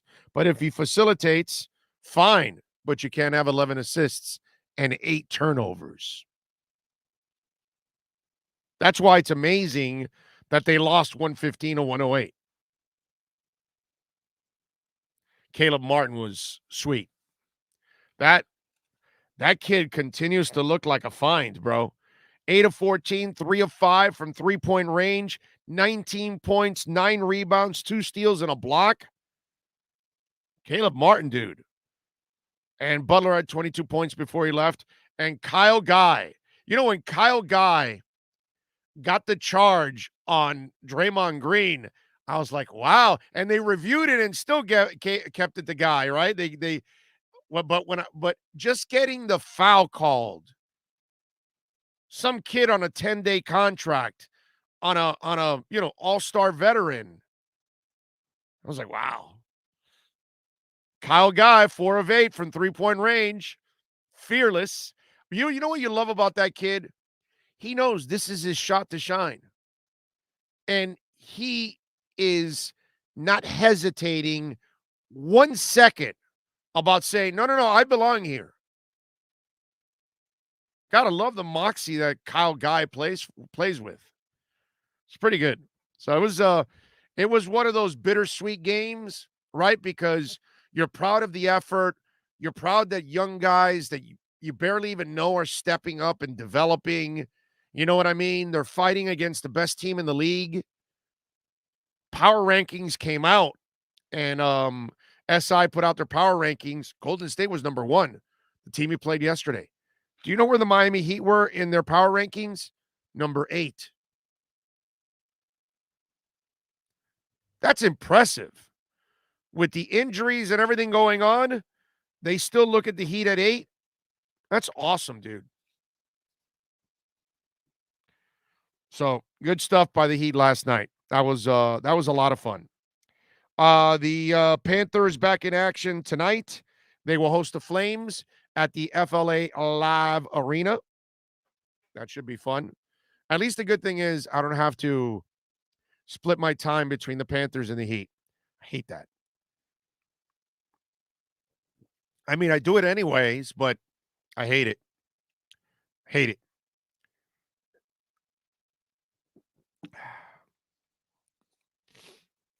How about this last night? I don't know how many of you felt like I did, but the Steelers game last night. So I turn on the pregame, right? And I start hearing this love fest for Ben Roethlisberger. And I swear to you, dude, it it made me sick to my stomach. It's one of those things, I tweeted it out last night that it feels, like dirty and seedy that the NFL and ESPN and all these people were, blowing this guy's jock the entire time. Oh, Ben Roethlisberger. Oh, what a great moment and what a great player and this and that. And all I can think about is what he probably got away with at that bar that night with that woman. And it just, when I look at Ben Roethlisberger, the crime's not the same, but it's still a disgusting, despicable crime in my eyes. And so whether alleged double murderer O.J. Simpson or alleged rapist Ben Roethlisberger, these are people I can't celebrate or anything. I just, I couldn't even watch the game last night. Like, I'm channel surfing. I go to ESPN. I see Countdown, and they're starting this whole thing, and I'm like, oh, no, this is what we're going to – no, I'm not doing this. I'm not doing this. I went and watched some crypto stuff and then read some stuff, and then I waited for the heat. I wanted to do nothing with that game yesterday. Celebrating Ben Roethlisberger, bro. That's the part that just oh, man. I don't know if any of you felt the same way I did, but I was kind of disgusted with that. And I said, you know what? I'm not taking part in this. I'm out of here. I ain't celebrating that turd. The hell out of here. Ben Roethlisberger. Good riddance to you, dude. That's what I say to Ben Roethlisberger. By the way, I think Antonio Brown says he shouldn't retire. What an ass kisser. After talking all that crap, man, that guy is just he's just a terrible human being. But anyway, I don't know. I found it just sick that they were going to do that. All right, 855-912-1056 if you want to get in on the text line. That's 855-912-1056. Of course, you can reach out to us on the YouTube chat board, the super chat. You also want to make a donation, Cash App or Venmo. That's Cash Big O Show. That is Cash Big O Show. Cash App or Venmo. Cash Big O Show is the address to make a donation, which Chase Barrett on Venmo says Flo sucks and staff. He is a clown show, but I think personnel is a bigger issue. No O-line, running back, wide receivers who can get open. Actually, Waddle does get open, and Mac Hollins, they don't use him, but he does get open. Fix that and Flo gets us in the playoffs. Scared to sacrifice D with developing young players. It's inconsistent, but 12 and 17 good days get us 1, 2, or 3 seed. Well, see, here's the problem I have with your statement, Chase. And first of all, thank you for the donation. But I disagree with you that personnel is a bigger issue because the O-line would have been better if you would have had a better structure for the O-line. If you would have had a better coach for the O-line would have been better. If Flo wouldn't have said, no, I don't want Flowers on the team, you wouldn't have had to play Austin Jackson. And Flowers graded out way better than any lineman for the Dolphins. And even the other Emmanuel guy that they had on this team could have helped him out too. He ended up starting for somebody else. So you had 2 veteran linemen that could have helped, and that would have helped Flo, but he cut those guys, not Chris Grier. He cut those guys. He wanted a young line with an inexperienced offensive line coach, with an inexperienced offensive coordinators, and with an inexperienced quarterbacks coach. That's Flo. So I disagree with you wholeheartedly on personnel being the problem. Okay, personnel can't be the problem when your head coach is meddling with personnel. Where I will tell you, as much as I like Chris Grier and support him, Chris Grier effed up in not only hiring Brian Flores, but giving him power like they did with Adam Gase. That shit has to end. Okay? That has to end. They need to fire Flo And when the next coach coaches the players that are given to him, he can make a suggestion. He's not here to be cutting people. He's not here to force trades. Okay? So, because the front office is the one that had to make up for his ass getting rid of Minka. Because he couldn't get along with Minka. And then the front office went and got Javon Holland. I mean, that's just as G as it gets of a move. And that's Flo's fault, and yet the front office made up for it. So I disagree with you on that. You can't win with Flo if you can't put a coaching staff together, my man. Because even if you had average linemen, a good offensive line coach will make average linemen serviceable. Problem is, you don't have a good offensive line coach. So you can't even make the Miami line serviceable. So you and I couldn't disagree more on your statement. Okay? Let's see. The fans can win with Tua. He needs an offensive reboot. Unfortunately, no experienced OC will play for him, especially one that can be one and done. We need a head coach. Start anew and build around Tua. That's what I would do. Okay. Watson won't be starting for anybody on week 1 of the 22 season because he'll be suspended by the league. Maybe. You never know. Tremolio says Caldwell is head coach, Norv as OC. I don't know if Norv is still wanting to. Is he even coaching? Is Norv Turner still coaching?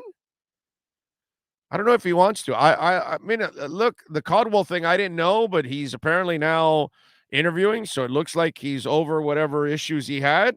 I don't mind. Like I told you, Caldwell or Jack Del Rio. Get me any of those kind of older head coaches. Those are the guys that can build up staffs. That's what I need. Something like that. And Caldwell would be great for Tua. That's the other thing. That's the most important part, Tremolio, that you left out. Caldwell would be phenomenal for Tua. Jim Caldwell got Joe Flacco, and Joe Flacco went 11-0 in touchdowns to interceptions in the playoffs in the Super Bowl.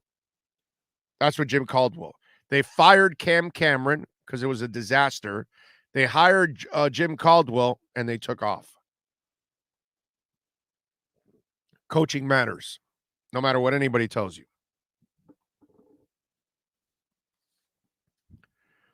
Trey Matier says, look at right tackle year 2 versus Tua. 2 times sacked, turnovers, wide receiver talent. I don't like the right tackle, but that speaks volumes. Who starts Jesse Davis at right tackle, bro? Only Flo. And only Flo keeps Jesse Davis at right tackle. Only Flo. It's the only guy that does stupid crap like that. Minka was just defending his financial future. Utility knives don't get paid as much. Whatever Minka was or wasn't doing or whatever, the bottom line is the coach has a track record of not getting along with people, coaches and players. 3 years and look at the turnover. That's all it speaks for itself. So whether Minka was right or wrong, the bottom line is Flo had this issue with several people, not just Minka. And the fact that the front office had to scramble to replace Minka and they found Javon Holland, oh my God. I mean, I guess it's a crappy front office. Thomas says, yeah, Big O, let's build around Tua. So 7 years later, like Tannehill, the experiment doesn't work with another game manager once again in our defense. That was good and old, seen the dance too many times. Yes, I know. We know. Okay, we got your daily complaint of Tua, Thomas. It's in. Okay. I just see Thomas, and I know it's like a Tua complaint, so it's like, so it's like it's the same thing every day. God says, I agree. I don't think Tua had a fair opportunity with a surrounding good cast, but I don't think Tua is as talented as other QBs in the draft class. So I believe it's a risk to invest in Tua. That doesn't mean that you can't be a good quarterback in this league. Drew Brees wasn't as gifted as some other guys, and he had a great career. So that happens. Sometimes you're not as gifted as the other guys. But can you do the job is the question. And if you can do the job, that's all that matters. You don't have to run like Lamar Jackson, and you don't have to throw it everybody, like Aaron Rodgers. Only a few guys do that. So the question is, can you win? And if you can build around a remedial Lamar Jackson who can't pass, you can build around Tua. If you can build around a limited Ryan Tannehill, you can build around Tua. But do you have the coaching staff? That's the question. And right now, you don't have the coaching staff. And that's the real problem right now. So that part I disagree with. You're too married to talent. And talent doesn't get you everything. There's a bunch of guys that have come into this league and got a whole bunch of talent, and they still never win anything. And they're physically gifted and all that stuff. And yet when push comes to shove, they don't get it done.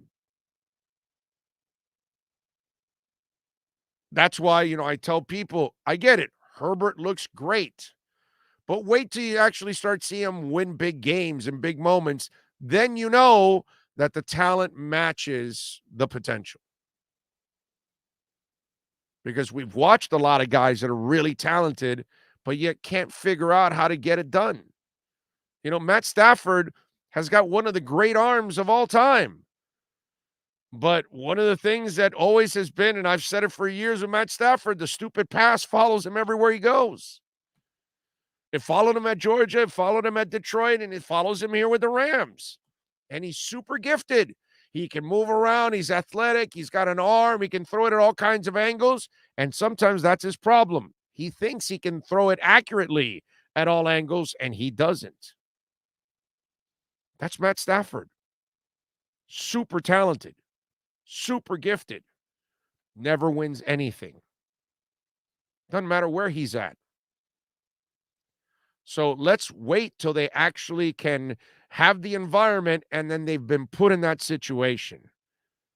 And then we'll say, okay, yeah, the talent matches the potential. But we don't know that yet. That's why you got to wait and give it some time. Even with Tua, we don't know it yet. You got to give it some time. You got to see if you actually know how to build around him.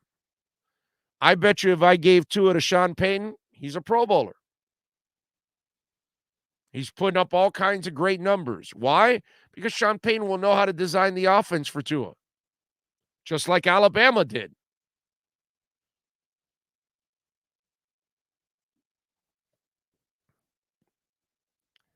Let's see. I wish Tony Dungy would coach again. Devin, thank you, sir, as always. He says, bro, I love you, buddy, but it has dawned on you that all the personnel decisions were decided in concert by both Greer and Flo. Yes. A lot of them are decided together. Some of them are obviously influenced by Flo. And Greer has done a bad job of catering to him too much. And they did that with Philbin. Philbin would walk in and complain a lot, and they would get rid of players. And then they got to a point where, we can't keep trading the players he can't get along with. And so finally, the rubber met the road. And Gase was the same way also. Gase also, while he had a general manager, he still had the personnel power to get rid of people and to add people that he was comfortable with. And Flo has done the same thing here. And those are obvious. Kyle Van Noy, he brought over, and then he didn't want him anymore. So it was obvious. That's his move. So the cap hit was his fault. The GM takes it, but everybody knows, come on, man. He controls the 53. Why would the GM sign Kyle Van Noy and then cut him the next year? That's all Flo. That's why Kyle Van Noy didn't have nice words to say about Flo. He didn't say anything about Chris Greer because it had nothing to do with Chris Greer. It had to do with the guy that can't get along with people, Flo. What I wonder if Kyle Van Noy had an opinion for Flo about something, and Flo didn't want to hear it. So that's my problem, Devin. And that's where Chris Greer screwed up. He screwed up in giving Flo too much power. So I'm telling you, if Reggie McKenzie and Marvin Allen and Chris Greer want to save their asses, they change a coach. And if they don't change the coach will take them down with him in 2022 and 2023. That's what will happen. Angie St. Pierre, thank you for some love on the super chat. Thank you. Let's see, what else do we have? Mr. Spock says Sean Payton would have ran Ingram and Kamara 40 times against the Titans. Please, Sean Payton as coach is a different league than Flo. Yes, there's not even close. Angie St. Pierre says, what is your opinion on Tua in a pro-style offense? Love your take on the poor coaching staff. You're spot on. Angie, you can't run an RPO if you can't run. Okay? In the end, that's the asinine part about it. You know what I'm saying? It's like you run an RPO, but you don't run. So that in itself is an oxymoron. So stopping the RPO for Tennessee it's not a challenge for anybody because it's not like Miami is the kind of team that can scare you with the run. That's when the RPO works really well, when the run is actually a threat. So look, Angie, the bottom line is Tua could play in a pro-style offense, in an RPO, but if you don't block and run for him and you don't have reliable receivers that can actually get some separation, you know what I mean? You're never going to succeed in this league. So they've got to get an O-line coach that can coach these guys up. They've got to buy themselves two veterans that, they cut last year. Well, they've got to go buy themselves at least two veterans to balance that line out. Get a real O-line coach, get a real OC, get a real QB coach, and then also, draft another receiver, maybe sign a reliable veteran, and then you're off and running. But you've got to do those kind of things first, and then you'll have that opportunity. Draft a running back too. That would be nice. But you've got to create the threat of a run to make the RPO really effective. And if you're going to have a pro-style offense, you still have to run the ball in order to make it effective. So either way, the five hogs up front have got to learn how to block and push people around. And if they can't do that, they're screwed.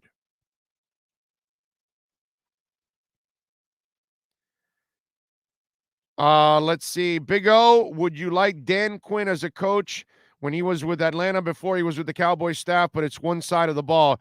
No, I would not like Dan Quinn as a defensive coach, yes. I already watched him as a head coach. He's a terrible head coach. I want no business with Dan Quinn as a head coach. I saw that experiment already. He's half a coach. He's a defensive coordinator, just like Flo. Nothing more, nothing less. Love him as a defensive coordinator, not a head coach. Tom Cable, you want him as your offensive line coach? You don't want him as your head coach.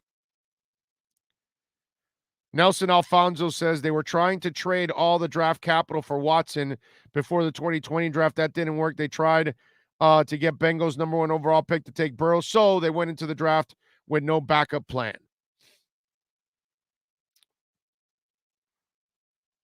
I don't understand. What would be the backup plan? You can't trade for somebody, then you draft who you can. That was the backup plan. Make the trades that you try to make, and if you can't, you move on. Not exactly sure. Roger says, Big O blames the coaching, but yet Greer has had 2 different coaches in 6 years. He's only had 1 coach. Roger, check it out, bro. There you go. When you learn football, then yeah, Greer's only been in charge 3 years, and he only hired 1 coach, and it's Brian Flores. So when you learn how to actually make an argument and you can have facts, but bro, Facebook facts aren't going to be allowed on this show. You got that, Roger? So I don't know if that was the first, but it certainly was the last time that you actually commented on the show now. So you can watch now, but you're never going to be able to comment again. So have a nice life, Roger. Appreciate you, my brother. Facebook facts not accepted on the show. So if I read a text, the good thing for some of you idiots out there is hundreds are coming in, so I can't read all of them. But if I catch you and I just look and I just boom, and whatever I see, I read. Okay? But if I read and you don't have your facts up, you're done. I'm just going to block you. Okay? Why? I don't need this, bro. I don't need it. Like, if you don't know the history, don't talk. Okay? Greer has been in charge for 3 years. That's it. Whatever happened 4 years ago, 5 years ago, 7 years ago, 10 years ago, he wasn't in charge. He's in charge of the football team for the last 3 years. Blame him for everything the last 3 years. And if you feel like giving him any credit, you give him credit for the last 3 years. Judge him as the general manager of the Miami Dolphins, not a college personnel director. Okay? He doesn't make the final say. That was Tannenbaum. That was other people. Ireland, Spielman, all those people were in charge, not Chris Greer. Get that through your heads. If I read another one, and if I read, oh, he's been here for 15 years, you're going to get blocked again. Okay? So from now on, Facebook facts get blocked. All right? We clear on that? Facebook facts get blocked.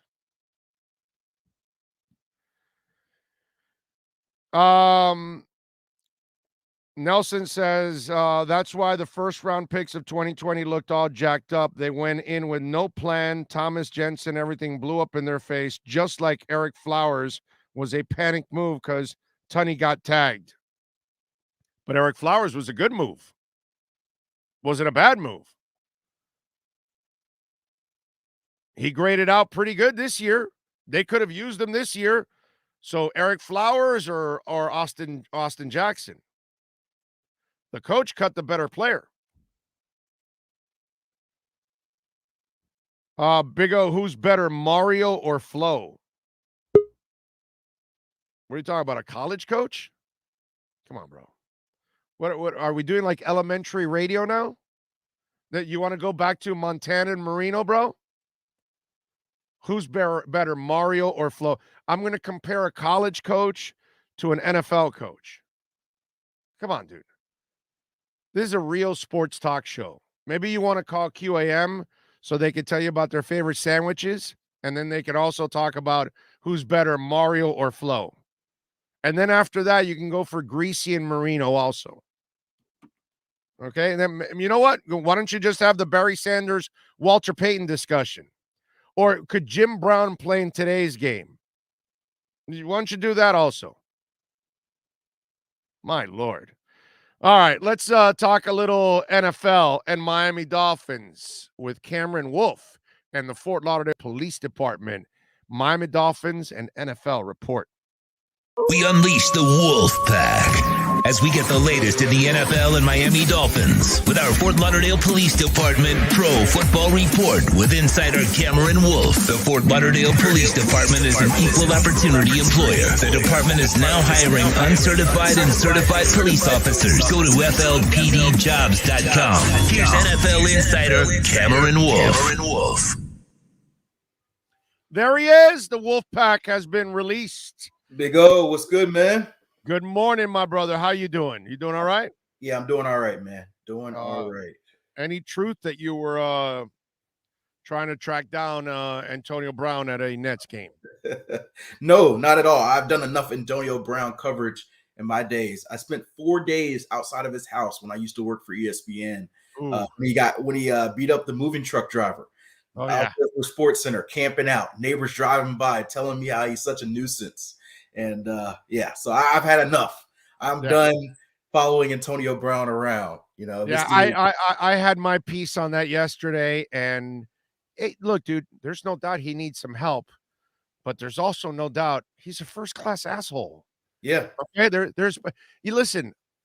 I think we all know people that struggle with some mental issues, and they're really good people, and they're just fighting the fight, and but they're not out trying to hurt people or anything like that, or just beating up truck drivers or assaulting women or filming naked Steelers in a locker room or walking out in the middle of a game. You know what I mean? Sometimes you're just a jerk. Yeah. And yeah, he might be a crazy jerk, but he's a jerk before he's crazy. Okay, let's not don't excuse his behavior. Oh, it's interesting what teams will put up with. There's an old scouting saying that if Hannibal Lecter ran a 4.2, they just say he had an eating disorder. You make excuses for guys if they can play, but I think it's run out for AB. I'd imagine. I don't know. Yes. Maybe some other team gets fooled again and thinks they can save them, but I'd imagine Tom Brady, Bruce Arians are probably the most lenient people you can have as far as giving talent second chances and third chances and fourth chances. I can't imagine he plays another snap in the league. Oh no, he's done. I'll go out on a limb and say he's done. Although Tampa hasn't officially released him, I believe, right? So I think there's going to be some lawyers there, some legal things where they're trying to figure out whether they don't have to pay him. And then there's also a scenario you cut him. Maybe another playoff team decides, hey, I'm gonna bite the bullet and sign him for a few weeks, and now you got to play the Packers and Antonio Brown, in the playoffs. So I think there's a lot of stuff they're trying to maneuver and figure out. And this is a guy also that had a fake COVID card, and most of your coaches are old and stuff. And I know even Bruce has some health issues too. Yeah, cancer. He had cancer in the past, so it's crazy, man. I haven't seen something as wild as Antonio Brown in every episode that we've seen in this league. I don't know if ever. I mean, it's no. I've never seen anything like this. Stuff like this usually happens behind the scenes. Right. During the week, it's Lawrence Taylor showing up in handcuffs to practice. It's Curtis Enos showing up to Bears practice, dressed in his uniform, but he had a fur coat on. Yeah. And he's lining up to with a fur coat. Right. He's trying to go through practice drills. Hey. Fur coat. You know what I mean? Right. These are the things that happen, but they usually happen, and it's just a story you hear that it happened at practice. Yep. Not ever in the middle of a game. And it's crazy. It makes me respect Mike Tomlin even more because you forget that Antonio Brown had 8 years in Pittsburgh where we thought that he was relatively normal, And by the way, the dirtiest one of them all, which last night made me disgusting. Yeah. I couldn't watch that game yesterday, bro. Yeah, I couldn't watch that game. I'm watching the pregame stuff. And it's all this Big Ben love fest. And I'm sorry, dude, this is like OJ to me. Yeah. It's like I look at him and I cringe because you just feel like he got away with something. And I'm not celebrating you, dude. And it's like, I felt dirty. I go, if I watch this, I feel dirty watching this, dude. I was just like, you know what? I'm not even going to check this out. I'll wait for the Heat at 10 o'clock. And I'll go do some other things. And I thought of doing some other productive things instead. I just, that part of me, I don't know if you felt the same way, but I was like, yeah, dude, I'm not here to celebrate Big Ben. I'm sorry, dude. Yeah, it's always funny, when they had the NBA kind of last season deals, Kobe had his, Dwayne Wade had his. And I remember hearing people joke with Paul Pierce and some of these other dudes, you aren't these dudes. So have your go. So for me, like the Big Ben stuff. Like he is definitely not the model citizen. He's got skeletons in his closet that people really didn't give him as much criticism to him as he deserves. But honestly, he isn't one of the all-time great for me. Like I know he's won the Super Bowls, but like for me, it's like, okay, you were kind of like Phillip Rivers last year. Yeah, you were a good quarterback, but I don't really, I'm not going to get emotional or clap or do a tribute for all these years. Maybe if I lived in Pittsburgh, it was different, but I don't view him as one of the top 3-5 quarterbacks of this generation. Yeah. You're not looking at him like Brady and Montana and those Manning or any of these guys. Yeah. You're not looking at him. Yeah, I don't need a Big Ben tribute video. Yeah, no, definitely not. And he's been a first-class jerk also as a teammate. Yeah. By the way, okay, so let's not also hide that fact too. That's why Mike Tomlin, let me tell you something. Here's where I was dead ass wrong, because right before all this stuff broke about Le'Veon and Antonio and everything, I thought Mike was kind of losing the grip of the Steelers, and lately the Steelers, lately the Steelers haven't been the Steelers of the past. You know what I'm saying? So in a way, they have kind of taken a step back, but then you start to look at, okay, now I see why, because And the thing about Tomlin is he never lets the bottom fully drop off. Like they fell off as far as an AFC Super Bowl contender, but I saw the stat last night: 15 years, never had a losing record. Right. Like, can you imagine? Like even this year is a disappointing year for them. I think they're 8-7-1. They're either going to end up 8-8-1 or 9-7-1 and probably miss the playoffs. But that's a disappointing year for the Steelers. If I was a fan, if 9-7-1 is a disappointing year for me, I feel pretty good about my team. I lived that, dude. Yeah, I lived it. His name is Don Shula. I'm sure some Dolphins. Don Shula. Don Shula had like in 25 years, he had like 1 6-10 season, like 2 8-8s or something. It was like rare. Yeah, you know how? Look, Cam, because you're young, so this is how bad it was with Shula. Okay, look how ridiculous we got. Listen to this. Mm-hmm. At the end of his run, we would say, well, Shula only makes the playoffs. That's not good enough anymore. Yeah, that's wild. When you get so content on Super Bowls, you don't accept that, hey, there's 20 other teams at home that wish they were in your spot. It's surreal. It's kind of how and since we pushed his ass out, they've never resembled anything like what they used to be under him. You know what I'm saying? Nothing close. Nothing close. This is why I always tell people perspective, because when people, like when they sign Whiteside and Johnson and those guys to those terrible contracts, and people are like, oh, Riley's losing. And I said, pump the brakes. Okay, they made a mistake. Right. But Riley didn't lose it. I'm not doing this again. Go to Sacramento if you want to see teams that are really losing it for a long period. I'm not doing this again. We did it with Shula. I'm not doing this again. When Riley says I'm leaving, he can leave whenever the hell he wants. But I ain't pushing him out anymore. Oh, yeah. I'm not. We did that to Shula. Oh, the game's passing him by. The game's passing him by, and we paid the price. Right. You know what? Those guys are great. They're not perfect. They're going to have some bad days, some bad years. And Riley has been phenomenal. I'm never going to pick on Riley, say, oh, you got to make a change because you had a down year or something. Screw that, bro. You stay with the rough times, and it'll get better eventually, because you have a Riley, because you have a Shula, because you have a Mike Tomlin. You ride it out. And that's the one thing about the Roonies. Yeah. They even Chuck Noll had some rough times, and they wrote it in. Oh, yeah. And they were strong with Cowher, and they've been strong with Tomlin. And that's the good thing about having a great ownership group and family that really understands football and supports their coaches. That's important. Absolutely. Yeah, man. I think they've had like maybe 5 coaches. I remember in their franchise been like 40 years, 40, 50 years. Oh no, 3 in the last like 50, because it's no Cowher and Tomlin like in the last. It's a standard. Yeah, it's a standard. Yeah, it's crazy. It really is. All right, so let's get to a little Dolphin action. So where are you right now with all of this? Because obviously there's all kinds of schools of thought. Where does Miami have to go in your eyes? Because obviously talking about New England this week doesn't really make a difference. Now it's about starting to talk about the future now. So in your eyes, if you were in Chris Greer's place, what direction must this franchise go in the offseason? Well, first of all, I think that you bring Chris Greer, you bring Brian Flores back. I know you disagree with Flores. So we've talked about that, but I think that, but the pressure's on. And I tweeted about this after the game. Some people agreed, some people disagreed, but I think that this is, whether you like Flores, whether you dislike Flores, the facts are the facts. 3 years in with Greer and Flores taken together, and they missed the playoffs all 3 years.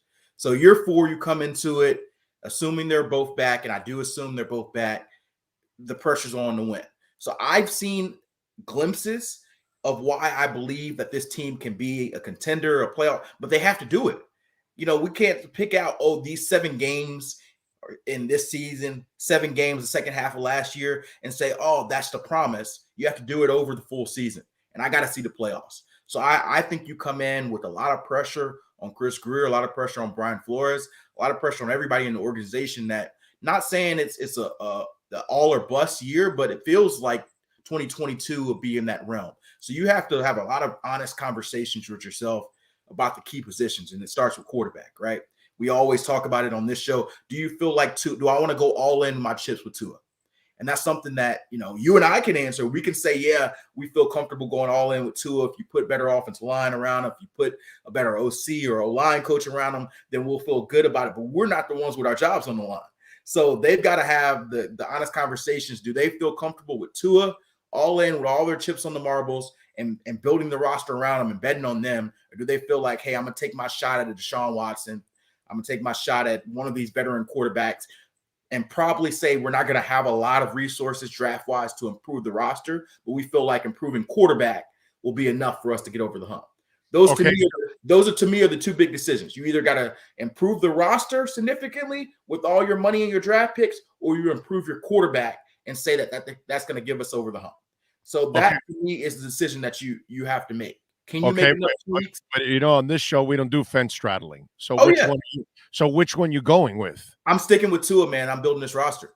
Okay, because I was going to tell you, going with if you go Watson and you don't have the resources, right. and the reason what you have now with Watson, you're a nothing team again. And the reason why I say that is because I'm not because I think that Tua, I'm sold on Tua as a Super Bowl winning quarterback. Because I told you last time I believe in Tua, but I also believe that he has to excel more in areas. Like last night, I was very disappointed because I thought this was a game where Tua could really show us that, hey, I've taken the big step where I can expand beyond. And he wasn't good enough. So he's got to prove it to me. But my issue is even beyond the 2 quarterbacks, Watson's clearly an upgrade over Tua, but I think this roster is too far away. I don't think that they're a Watson away from being a contender. I think they have too many holes in the O-line, too many holes in the receiving group, too many holes even on defense, as we saw yesterday. That still need to be fixed. And the coaching element. So for me, I feel like this team isn't a Watson away from the Super Bowl. They may think so. There may be people in that Dolphins building that say, hey, if we get Deshaun Watson, we should be a Super Bowl and AFC contender. I'm not one of those people. So for me, you're asking me what I would do if I was Brian Flores, I was Chris Greer. I would stick with Tua. I would make this the make or break year for all of us. We drafted Tua 5th overall. We believed in him then. Let's go spend our $75 million in free agency and build up a wall, as our not good friend Donald Trump would say, and try to get this offensive line right. Go sign you a left tackle. Go sign you a right guard, a right tackle. Get you a group that you feel comfortable with. Get you a running back. I'm tired of them running an RPO-based offense without a running back. How can you? That's the first word. Run. You can't run the football. You don't have. I was just talking about that. They were asking me about the RPO, and I go, "It's asinine. It's an oxymoron to run an RPO when you can't run." Right. I mean, if your run is not a threat, how in the hell is the RPO going to work, bro? I'm still trying to figure it out. So I'm not assuming Chris Greer is here watching us, but if for some reason you're sitting in your office not doing anything watching it, Chris, please go get a running back. Use resources, draft a running back. You don't have to spend money on it. Spend money on the offensive line. We're tired of waiting for the offensive line to develop. Go get proven guys. Overpay them if you have to. That's the way free agency works. Go draft a running back. Go draft a running back high and see it. And if Tua still fails, if you still can't get to the playoffs, then hey, everybody's probably getting fired in 2022. But for me, if you're asking me my all-in bet, I'd go all in that way. That's All the right. way I do it. All right, so I'll follow it up with this. I get the impression that Flo doesn't believe in Tua at all. Mm-hmm. So, how do you bring that combo back? Do you believe they're going to bring that combo back? Because I almost have a feeling that the front office has to make a decision. We're going to go with Tua and we're building around Tua, but we can't do it with Flo. Right. And I almost have a feeling that Flo is going to say, yeah, I want to continue, but I want to continue without Tua because Right. he's not a Tua fan. So there is some kind of a, some kind of a divide there right now. It's clear, it's obvious. Flo can BS you guys all you want about how he tries to talk up Tua, Right. but it's the weakest talk up I have ever seen a coach for a quarterback, the most important position on the team. So have at it. Big O, let's be real. I know Omar makes this comparison all the time. You don't go into a dating spectrum and try to, talk to all these other women, do all these other things if you're truly committed to being with your woman. So I think that, I know there's a lot of fans who wanted to paint themselves, and sorry if you're one of those people watching, fans, they wanted to paint themselves naive and say the Deshaun Watson track, it wasn't real, it was made up in the media. I'm here to tell you it was real. The Dolphins were very interested in Deshaun Watson. If there were elements that were figured out in his legal situation as far as the settlements, I think there's a good chance that Deshaun Watson's already a Dolphin. So if you believe that the Dolphins weren't behind it and it was Deshaun, then you're just being naive. So if there's a team, if that team at midseason was ready to give up and go all in on Deshaun, had they seen enough in these last 8 games to completely change their mind? 7-game win streak was good. We saw progress, but at the end of the day, this team ended the same way they did last year. So my belief is they still go into the offseason with the same thought they did at midseason and say, if there's a way for us to improve the quarterback position and go get Deshaun, we'll do it. So I definitely think that the Dolphins will definitely be back in the Deshaun Watson, trade talks. Now the question is, does the price go up? Texans want more if he settles.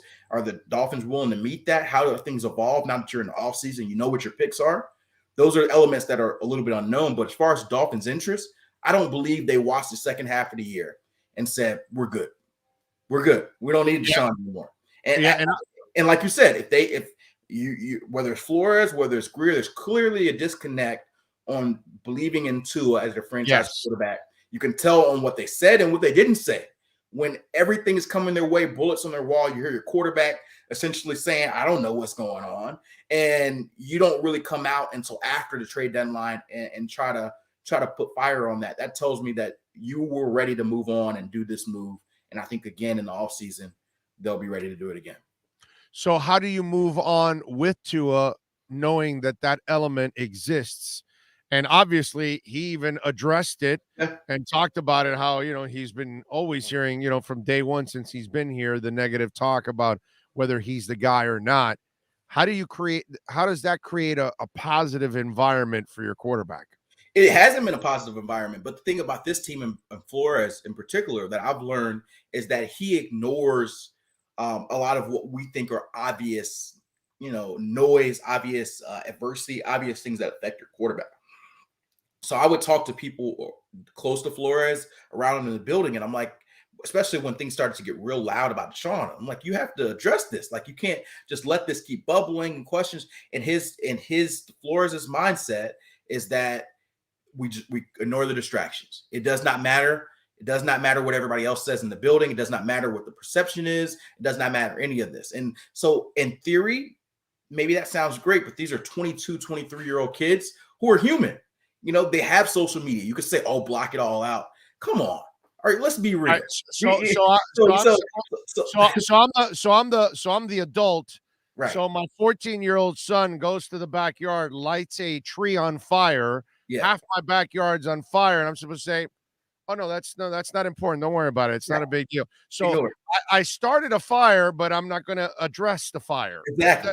And that's my point, right? So it seems obvious to us, but we're obviously not the ones making the decision. So they believe this season that it wouldn't impact things, right? So I believe that it impacted Tua.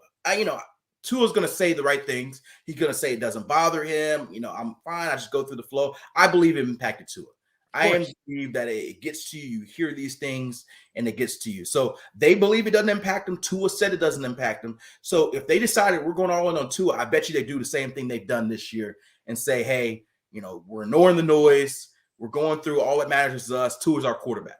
And I bet you they put that same message out there and act like the rest of us don't see some of the things falling around them. So you're asking me how they would go about it. I think they would go the same path they've done this season. All right, so clearly there's a disconnect in the team on Tua. Do you believe? I don't even know if it's a full disconnect on Tua. I think it's a disconnect on what his ceiling is. So I do believe they think that Tua. Well, either way, it's a disconnect to them. I think there's a disconnect on how good he can be and whether they can get to the level they want to get with him. So I don't think it's like, hey, we're out on Tua no matter what. I think it's, hey, we see somebody out there that may be prettier, that may be a bigger upgrade, and we think that guy is somebody that Tua hasn't been yet and may never be. And I think that's what the mindset is at this point. Now, on the flip side, do you believe there's a disconnect for Watson? That while I don't believe everybody in that building wants to get rid of Tua, just like I don't believe everybody in that building wants Watson. Agree or disagree on that one? No, I think you're absolutely right. I think Watson brings a whole different layer of issues because you bring in the sexual assault cases, right?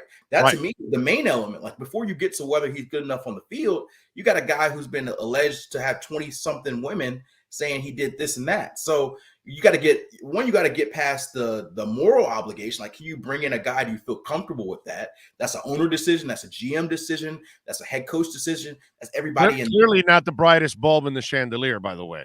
Right. So you got that element. Then you have the legal and suspension elements, because that's the thing that we haven't talked about, right? Because even if he gets through some of these legal things, like there's probably going to be a grand jury some point in the offseason, even if he gets past that and nothing happens, he doesn't go to jail, there's probably still going to be civil cases and there's probably still going to be suspension. The NFL has been very clear that you don't have to go to jail or have to be convicted of anything to get suspended. Zeke Elliott was suspended 6 games for his case, and he didn't go to jail. He didn't get convicted of anything. So to me, I see 6 games seems to be the bare minimum here. So you're going to have, if you trade for this guy, you're going to have to come into a situation where you're having at least a third to a half of your season where you're starting quarterback suspended. So, and we already talked about this possibly being a 2022 season is done because he won 4 games on a crappy team last year. And by the way, David Mills has won the same 4 games with a lesser team. Right. Okay. So that's why that's where I laugh. Like, oh no, if you bring Watson here, it changes. No, it doesn't.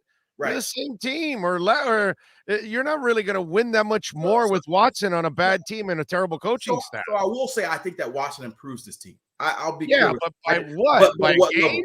Exactly. And that's my thing.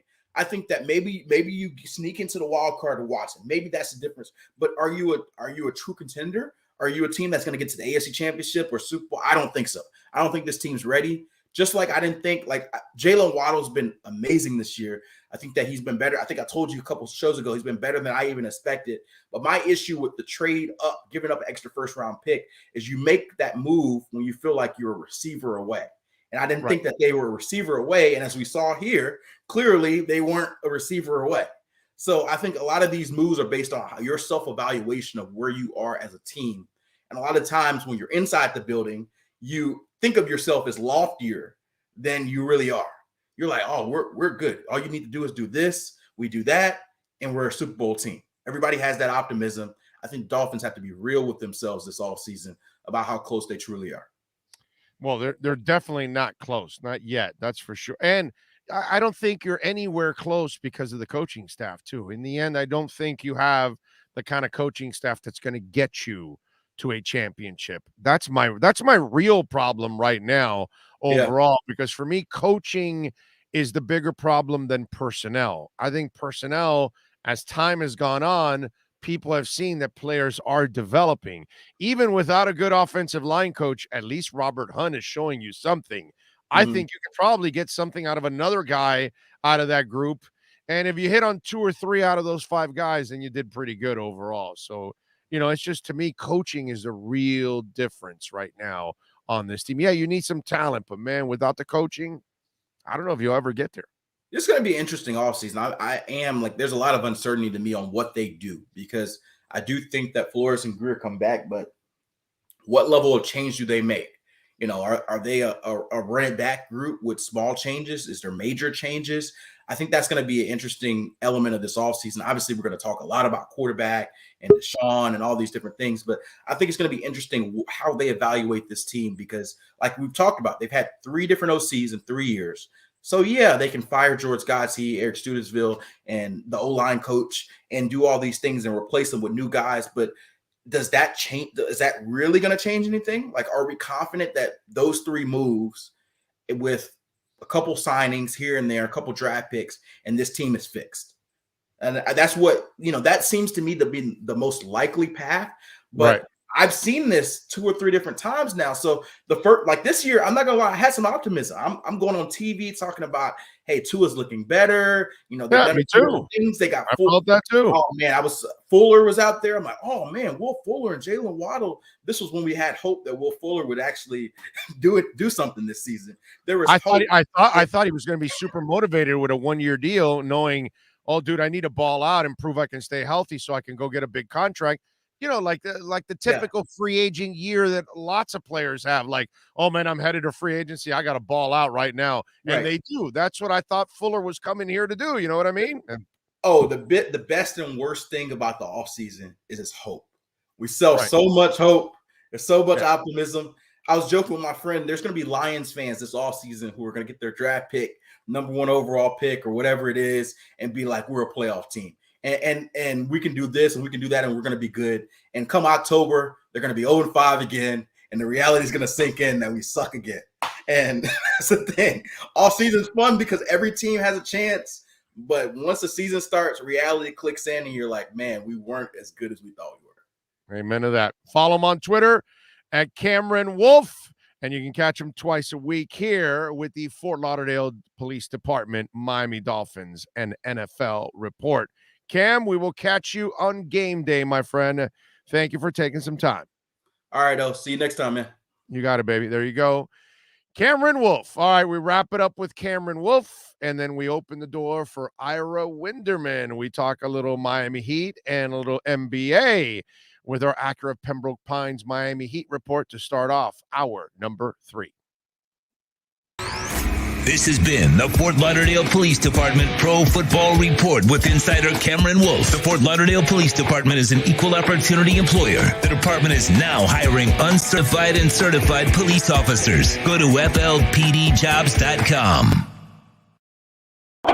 Heat fans, time for the best insight of your favorite team with insider Ira Winderman, exclusively on the Big O Radio Show. It's the Acura of Pembroke Pines, Miami Heat and NBA Report. Here's Ira Winderman. Howdy, back. There he is, Ira Winderman from the South Florida Sun Sentinel. Follow him on Twitter at Ira Heatbeat. And, of course, you can catch him twice a week here doing his thing. Tomorrow, by the way, special time for the Pallet Rack City Inside the Paint Show. It'll be from noon to 1 p.m. with the whole West Coast swing. We're going to do it a little later, so we'll do the first couple of hours, and then we'll hand it off to the boys, and they will wrap up the show. It's a beautiful thing about digital. We can adjust, which is awesome. Thank you for letting me get some sleep, because last night it was about 2 a.m. when I finally got done. It's all good, bro. That's what we're here to do, man. You know what I mean? Either way, it gets done. That's the beautiful thing about what we do. Last night, I got to tell you something. I went to sleep with a smile on my face. Sad about the Butler injury, but what I mean by I love the effort, man. They didn't play a great game. They made some mistakes. Obviously Tyler didn't play well. Lowry had too many turnovers. Hero didn't shoot well. All that stuff. But man, they hung in there with the number 1 team in the NBA, and they made it kind of interesting. And to that, I was like kind of grateful that they made it a game last night. I don't know if that's the right attitude, but no, it is. It's interesting hearing you talking to Cam Wolf and previously in your Dolphins report. The Dolphins had a bunch of unsatisfying victories that even when they were winning, you still had questions. This was a satisfying Heat loss, right? Because This team showed it will give everything it has. After the game last night, Steve Kerr said he has never seen a better undermanned performance. That you had Jimmy Butler go out in the third quarter there, that you had Bam Adebayo and Duncan Robinson and Max Strus and Gabe Vincent and Dwayne Dedmon not playing, and yet Big O, against the best team in the league, on their home court, you were within 4 points in the last 3 minutes of a game. That shows you, at moments of truth, Eric Spoelstra has a way, and that when you get to the moments of truth in the playoffs, this team finds a way. So, yeah, I'm with you, O. I went to bed satisfied last night knowing, look, we all thought 30-point loss, 40-point loss, something hideous. That was a schedule loss when the schedule came out in August. Yes. When you were scheduled to back-to-back at Golden State after playing the previous night at Sacramento and bussing over, most teams, many teams, would have sat their regulars, would have said, okay, we call uncle. We're going to give up on that. That's not the Heat way. They fought the good fight. That was an inspiring defeat, unlike some of the Dolphins' uninspiring victories. Exactly. Like the Jets is what you're kind of like getting at. Yeah. Exactly. I know what you're saying. And, when I'm watching a Caleb Martin play to the moment, you know what I mean? It's not just a young guy trying, like Kyle Guy is out there playing with like this incredible swag. Right. Like he has no fear. I love that kid because he knows this is his moment. Unlike Casey Okpala, this is his moment. And I'm going to take advantage of it every second that I can.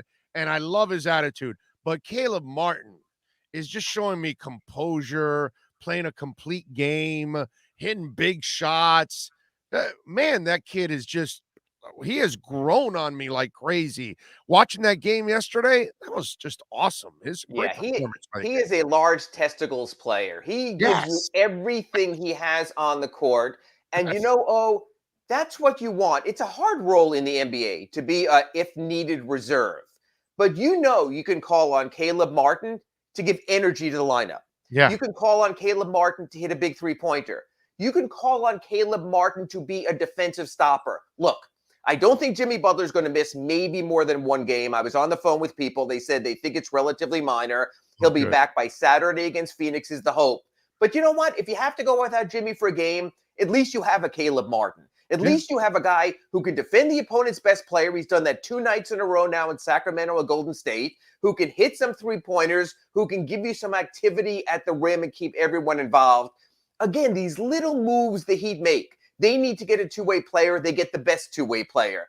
They need to get an emergency 10-day player. They get a Kyle Guy who's had 3 really good games for them against Houston, against Sacramento, and last night against Golden State. So again, as much as we talk about development, and Dave Hyde wrote about this the other day when he spoke to Stan Van Gundy at the Sun Sentinel, it's also about scouting.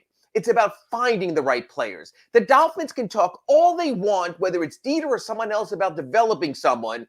But you know what? If he's not the right guy in the first place, if you're drafting the wrong guy, you can develop from now till kingdom come, and he's still going to be the wrong guy. So what the Heat have done is this, Big O. They've gotten the right guys and made the right guys even more of the right guys. Kyle Guy does he end up on their G League? Does he end up with again, this is from pure ignorance. Can he even have a 2-way contract? What's the deal with Kyle Guy? What's his future? Can he have a future with the Heat? By mid-January, the Heat have to settle in on the 2-way players. They can, if they want, cut Marcus Garrett and hope he stays out there available to him and sign Kyle Guy. Let's be honest, Big O. 2 different kinds of players. Yeah, if you have Max Strus and if you have Duncan Robinson, the odds are, let's be honest, Kyle Guy's not going to play that much. So he has a nice little skill to bring in to be a three-point shooter. Now, if the Heat are sitting there and going, you know what? Big O told us we have to trade Duncan Robinson, so we're going to do that by February 10th. Then all of a sudden, Max Strus and Kyle Guy, and you still have your dual, floor spacers out there, so that's possible. So it's just nice to explore things. And Big O, you know this. The Heat have brought in players, let players go, and cycled back to them. They did that with Bruce Bowen at one point. Yeah. It's always good to have that, to use an old man's term, Rolodex available so that you can cycle. Carlos Silva. Exactly. So that you can go through and you can find another player. So I think the Heat are at least going to have Kyle Guy in their thoughts, even if they have to let him go. And here's another thing. And I think this is great. By the way, on Silva, he's the same guy. I didn't see any improvement from him. No, but the same guy as a 15th guy is fine. He was very good in the second quarter. In the first quarter, when Big O took those two, But it's the same player. It's what I'm saying. It hasn't really expanded the game at all. Yes, I believe what you're trying to say. He still has the Joel Anthony hands, and yes, I will.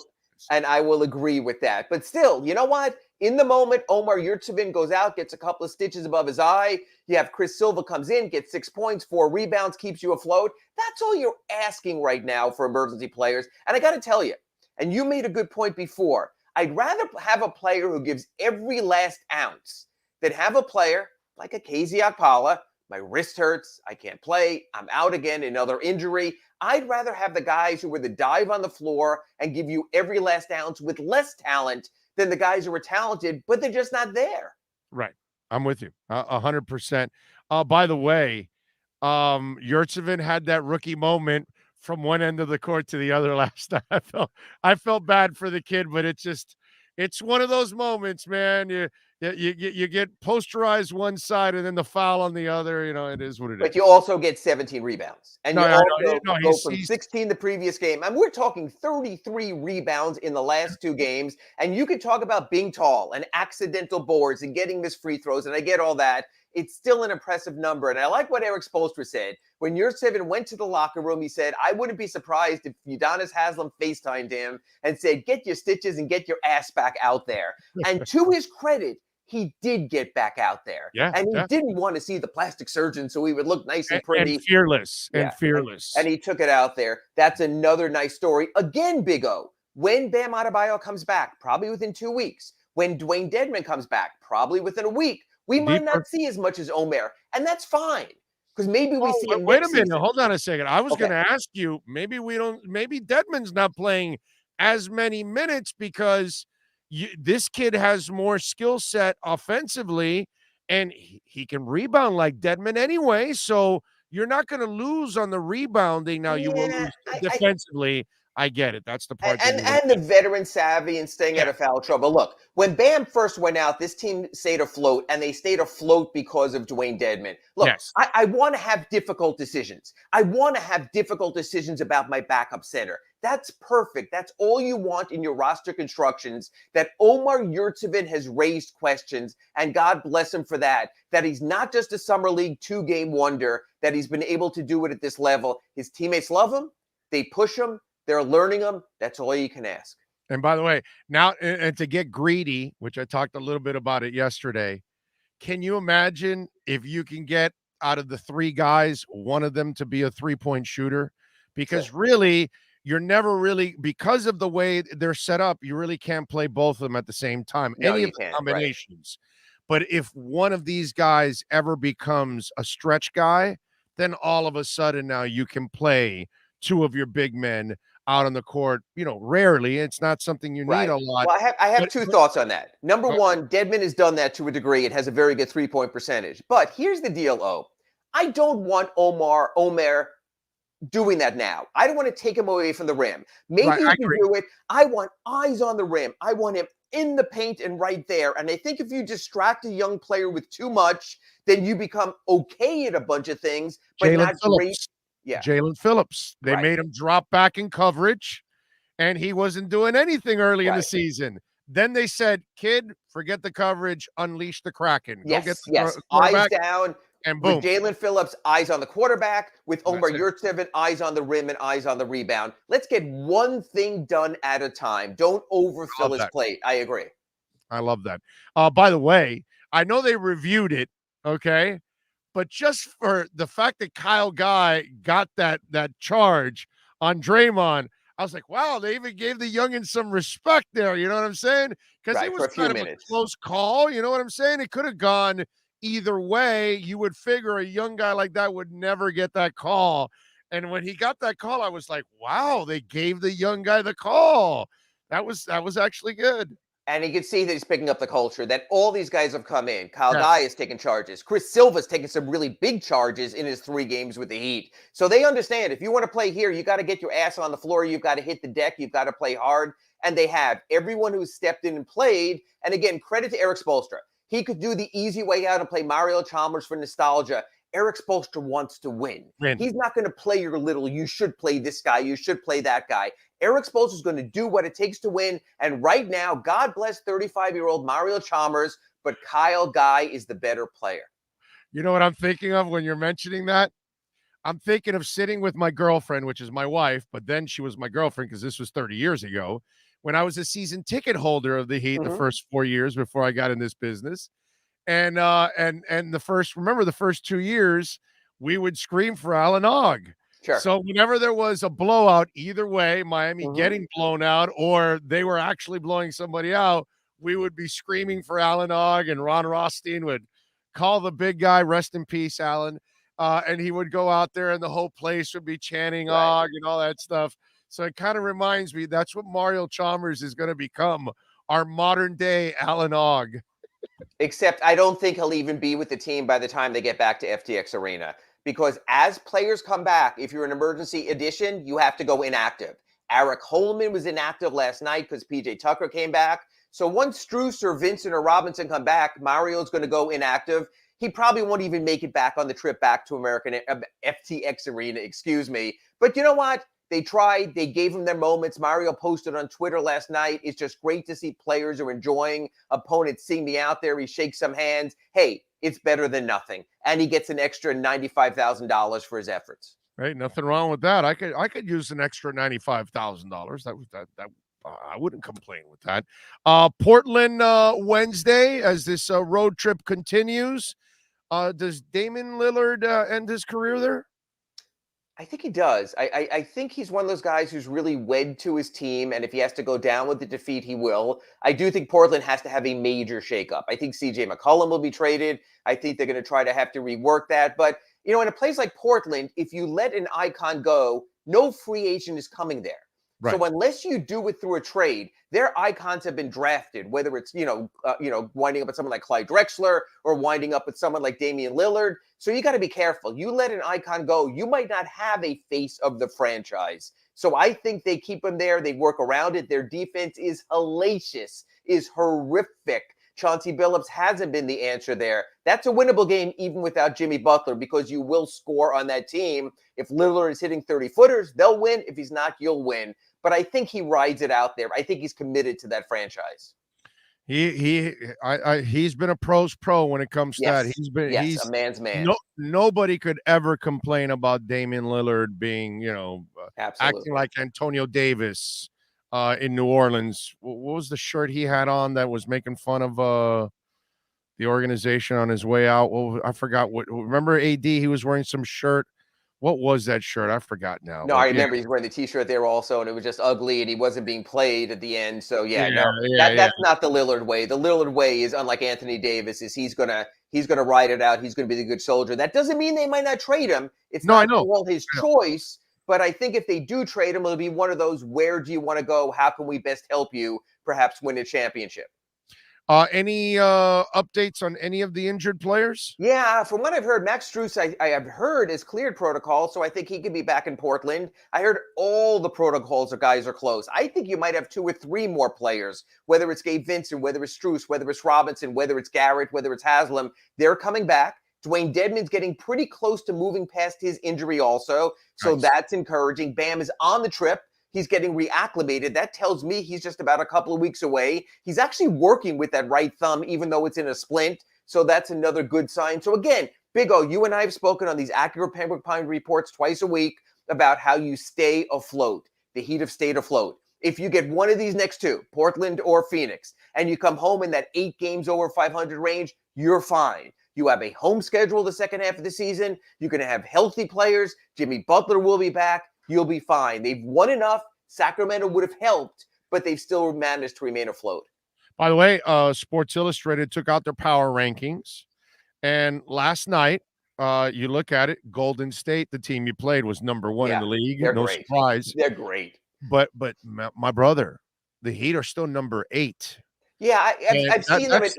That's huge respect considering at ESPN, The Athletic, and everywhere. They've been between 6 and 8 all season. People know what's there. They know the core of this team. And again, Big O, if this team is whole, there's not a single team in the Eastern Conference they can't beat in a best-of-7 playoff series. because I don't think there's a single coach in the Eastern Conference I would take in a playoff series over Eric Spoelstra, whether that's Steve Nash in Brooklyn or Mike Budenholzer in Milwaukee or even Billy Donovan in Chicago. That's another ace in the pocket. And you've seen even the subtle moves with the injuries, what Eric Spoelstra does. Damn, he's a really good coach, and he's a Hall of Fame coach. And by the way, I know I'm going to get way ahead of myself here with this one, okay?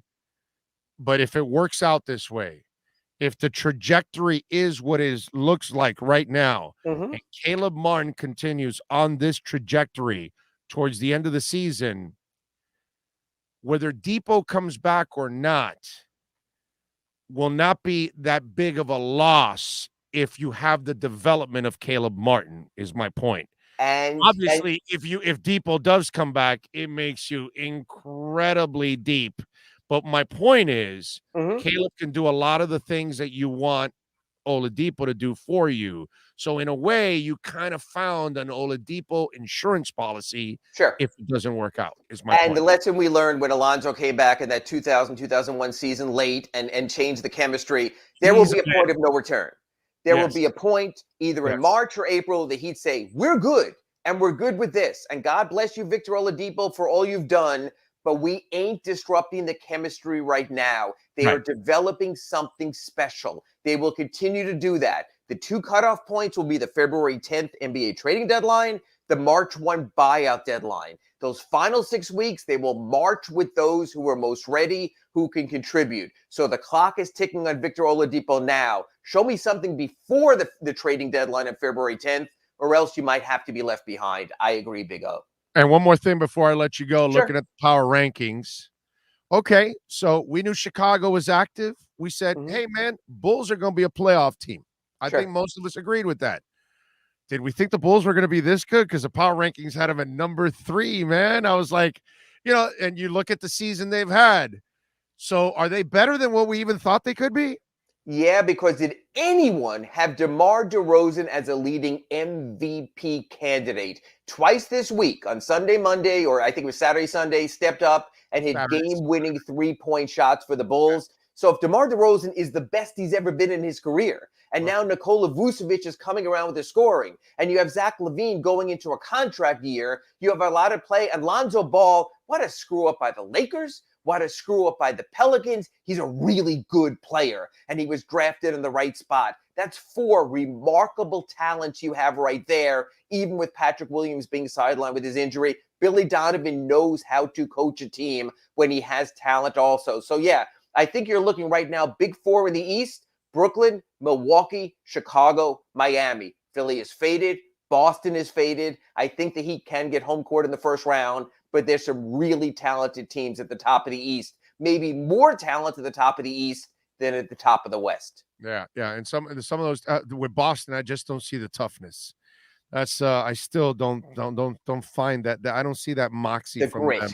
Yes. Yeah, that grit. I just don't see that from them on a night in and night out basis. And there's no doubt the Heat have that. Ira, what are you working on the Sun Sentinel so folks can check you out, my friend? I posted a story today. Spoke to PJ Tucker late last night about what it's like to come back from protocols. Spoke to Caleb Martin about it, because now you can have other guys going through the same thing, from not playing at all to boom, you're back in there. No time for practice. PJ Tucker was on a 5-hour flight yesterday. He arrived at 5 p.m. at the arena at 7 p.m., checked into the game at 7:45. That's what life is going to be like for Duncan Robinson and Max Strus and Gabe Vincent and Marcus Garrett and Udonis Haslem. So we talked to them about what that pattern is going to be. I'm also have a story monitoring Jimmy Butler's ankle. The injury report doesn't come out till later. I'm told right now it looks like maybe misses Wednesday game in Portland. Hopefully he could be back by Saturday's game in Phoenix. Not as bad as it initially looked. So look to the Sun Sentinel and sunsentinel.com for updates there. We got you covered as always. And tomorrow, noon, a little later than usual, Pallet Rock City Inside the Paint.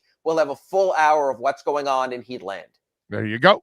And follow him on Twitter at Ira Heatbeat. Ira, as always, thank you, my friend. We'll see you tomorrow for the Pallet Rock City Inside the Paint show. Thanks for letting me sleep in. I'll listen to your early hours on the podcast. Thank you, Big O. You got it. There you go. Ira Winderman and our Acura Pembroke Pines Miami Heat report. You've been listening to the Acura of Pembroke Pines Miami Heat and NBA Report with Ira Winderman. When you're looking for award-winning service and great deals from the #1 volume Acura sales dealership in the Southeast United States, you go to Craig's Inn Acura of Pembroke Pines at 15601 Pines Boulevard in Pembroke Pines.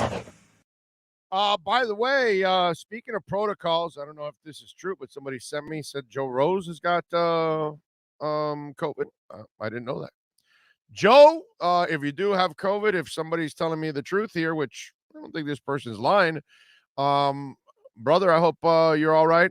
He's smart enough to have been vaccinated, so just hopefully it doesn't hit you hard, man. That's it. Just recover and get back out there on the horse. Although they're probably all broadcasting from their homes now, right? Because that's usually what they do in those companies. But anyway, Joe, more importantly, Joe Rose, I hope you feel better, my brother. Get some rest, all right? All the best for you, my man. Let's see. Good stuff there by Ira. Luis de Cubas is going to join us. The very famous boxing promoter, trainer. He is going to join us around 12:40. So we'll have some fun with Luis when we take his phone call. We'll have some fun there. What else do we have to talk about? Remember, 855-912-1056. If you want to get in on the program, that's 855-912-1056. If you want to get in on the program, the other way to reach out to us is on YouTube there. Hit the like button, please. Smash the like button. YouTube or Venmo or Cash App. You can make a donation at Cash Big O Show. That's Cash Big O Show. For Cash App or Venmo, Yahoo email, Big O Radio Show at yahoo.com, and follow us on Twitter at Big O Show. That's the other way that you can also join us on the program. What else do we have going on? Let me see here on the text line what we got going on, what questions are coming in. Big O, got a couple of things for you. First of all, if I had a non-Dolphin fan watch some of your pregame last Sunday after bragging on how good you are, he agreed. And secondly, his different take on the dislike that Flo seems to have for Tua. Sometimes a person of great faith, as Tua is, they are despised not for who they are, but what they believe in. Not saying that this is always the case, but might be the underlying problem that Flo has. Just a thought, my friend. Anyway, keep rocking in Florida. As always, fins up for life. Appreciate you, my man. I don't think it has anything to do with Tua being, Mr. Ultra nice guy, religious guy, that kind of guy. And I don't know if he's like incredibly religious or anything like that. But I don't think that's it. I think just Flo doesn't. I don't think Flo believes in the kid. I don't think he dislikes the kid at all personally. Because I doubt it. That's like a Tim Tebow thing, a Ryan Tannehill thing. It's Russell Wilson. There are certain people in this world that they're impossible to dislike. You know what I mean? You cannot dislike Ryan Tannehill. I may think he's nothing but a mediocre quarterback, average game manager or something. You know what I mean? But there's no way you can dislike him. You know what I'm saying? And so I don't think he dislikes Tua the person, because I think that's impossible to dislike Tua the person. I think he just truly doesn't believe in the kid. I don't think he ever believed in the kid. I don't think he was on board with the draft pick. That's why I think there's some changes that need to be made on that team, because I think there's a difference of opinion on several things going on in that football team. But that's just me. Big O, Greer made the biggest mistake by entrusting Flores with too much power and saying the team decision-making, and for that, Greer will be held accountable and possibly go out with Flores. Well, he will. Greer will lose his job if he keeps Flores, and then next year they will fire everybody, because I've seen this story before. So then the owner says, oh, okay, no, everybody's a problem, and he gets rid of them.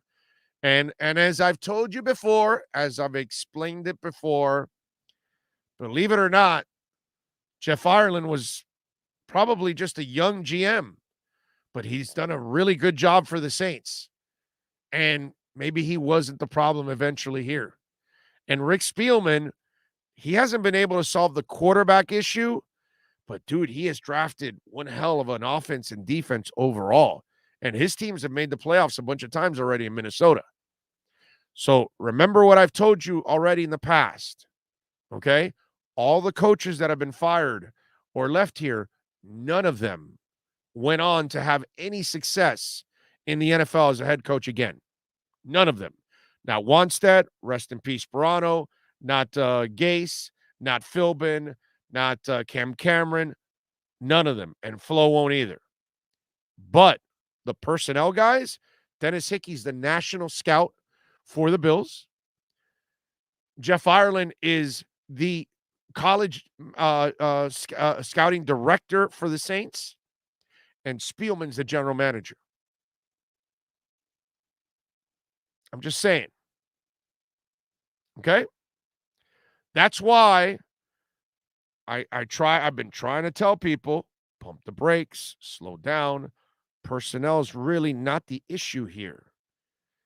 And it's the same thing that's been going on for 25 years, and we keep painting the brush over everything.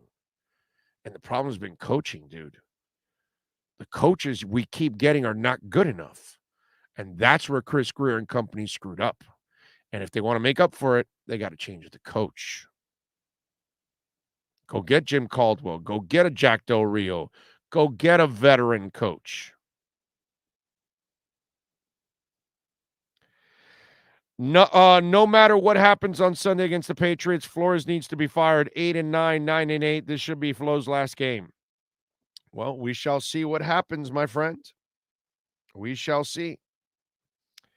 Big O, what do you think? PI Network that's soon to have its blockchain wallet and crypto coin. PI Network. I don't know anything about it, my friend. I don't know anything about PI Network. I'd have to look it up.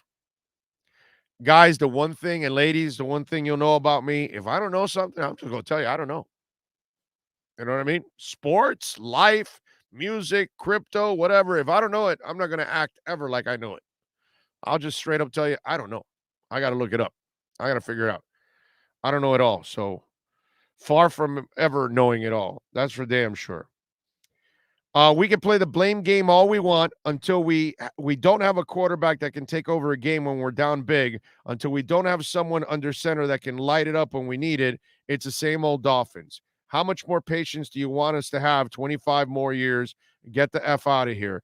It's everybody's fault but Tua, LOL. The world knows this guy is not the answer yet. You see it otherwise. We're all wrong. Nobody is talking about Flo but you. Seems like you're blind, sir. Tua is not the answer. Bring Watson and shut the F up. Okay. That's fine, my brother. That's all good, baby. I don't know what I'm talking about. Preach, Big O. Cam Flo, gotta go. He has been treating Tua wrong since the combine. Hope Ross listens to you. No, I hope Chris Greer listens to me, because if he doesn't, Chris Greer will get fired with Flo next year, because I've seen this story before. Big O, need help with this full veracity of this story. It appears Tua is being set up again as the fall guy for all the Dolphins' failures, including abysmal coaching and play calling. I believe with proper supporting cast, Tua can reach an effective leader if, like Kenny the Snake Stabler of the great Raider teams. The question is why they let a marked coaching staff have oversight spending spree of $74 million, i.e. largest in the NFL next year. Lastly, does Tua's performance versus the Pats on Sunday have any capability or meaning concerning changing minds in the Dolphin building, as you say? That's Roberto. P.S. Please address on air. This is on the top of the mind of every Dolphin fan and aficionado. Well, you put a lot of work into that, into the message with pictures and everything. I love what you did there, man. Roberto, a lot of work there. No, I don't think this game really has much. If he plays great, I don't think it does anything. If he doesn't play well, I don't think it does anything.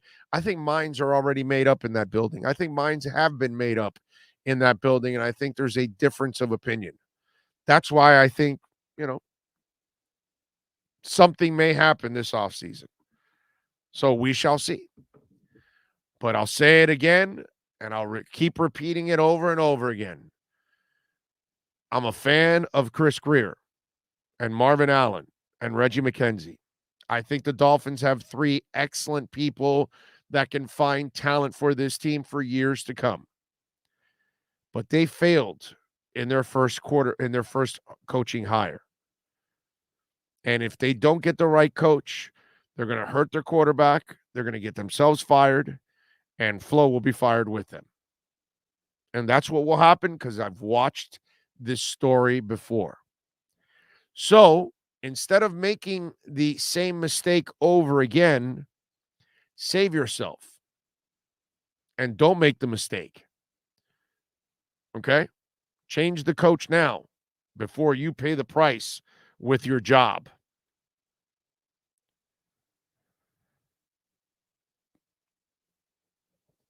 Let's see, what else do we have? Tua, by the way, a couple days ago when he addressed the media, he talked about, on Sunday, I think it was David Lang. I want to say it was Dookie Lang from WPLG that asked him. We'll hear it now. Pull up the video there, Sean, of Tua. And from day one, Tua has had his detractors, right? Because there's a perception of what a quarterback is supposed to look like physically and everything. And he doesn't meet some of those requirements by some. So a lot of people have trouble understanding that a quarterback his size could have success in the league, right? So he's been hearing about this negativity from day one. Dookie Lang there from Channel 10 asks him, let's hear Tua's response.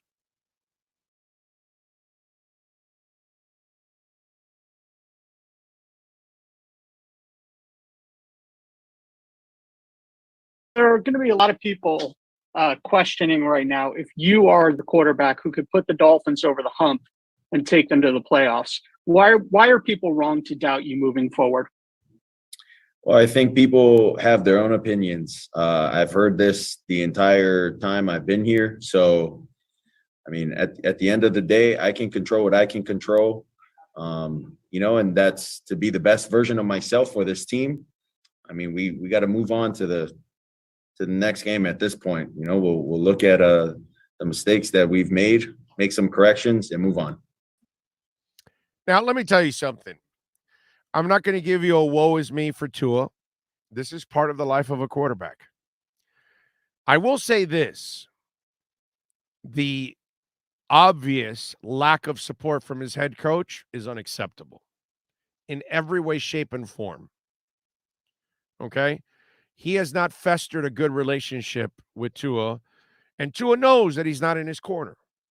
So it's hard to actually, feel good about what you're doing when your boss doesn't believe in you. Now, he has to go out there and play for everybody else, but it's still kind of tough for him. You know what I mean? And even if the coach didn't believe in the kid, you got to do a better job publicly of lying to us and of lying to him. And you've got to make it look like you do care about him and support him and all that. And Flo has done a piss poor job of it. Plus, on the intellectual side, Flo has been incredibly stupid how he's handled this offense. Okay? It's moronic how he's handled this offense. No quarterback would survive with the idea that Flo had with putting all these inexperienced people as players and coaches together to run something they've never done. And now they've got to match wits every week with people at the NFL level. So they set everything up for failure. All right. But as for everybody else, hey, dude, Tua's got to live with that. Tua's got to live with the people that are out there that don't believe in them. People that are sending in texts here on the text line. The people that are listening on the podcast right now. There's a ton of you that don't believe in Tua. He's got to live with that. That's part of the game, dude. People didn't believe Drew Brees was anything for 3 years. And then the 4th year, they're like, oh, wow, okay. Paul Soliai sucked. For 3 years, Paul Soliai sucked. Didn't do anything. Had a weird stance early in his first 2 years, like it was a sideways stance. It was weird. He had to change everything. And then he became a good player. So Tua's not the first guy to come to the league and people are dissing you left and right. Baker Mayfield's got to deal with it now. Right? And he's played already, 4 years now, and they've got to make the decision. We can't re-sign you. We can't give you that fat contract. But this is what you got to live with. You know what I mean? So that part, I'm not going to feel sorry for Tua in that sense because that's your right. I could disagree with you. I think Tua can play. I think Tua can be a hell of a quarterback in this league. But you got to make a commitment to the kid and build it the right way. Lesser quarterbacks like Lamar Jackson and Ryan Tannehill have more success because they have the proper people around them to build what they need to succeed, even with their limitations. Tua's limitations are easily to work. You can easily work with them, but you've got to have the intelligence to do it, something that Brian Flores lacks. He lacks the intelligence, he lacks the common sense, and he lacks the contacts, which is the biggest problem he has. He might be able to learn and adjust everything else, but if he doesn't have the contacts and he can't get an offensive coordinator and he can't get a real offensive line coach and he can't get a QB coach, they're not going anywhere.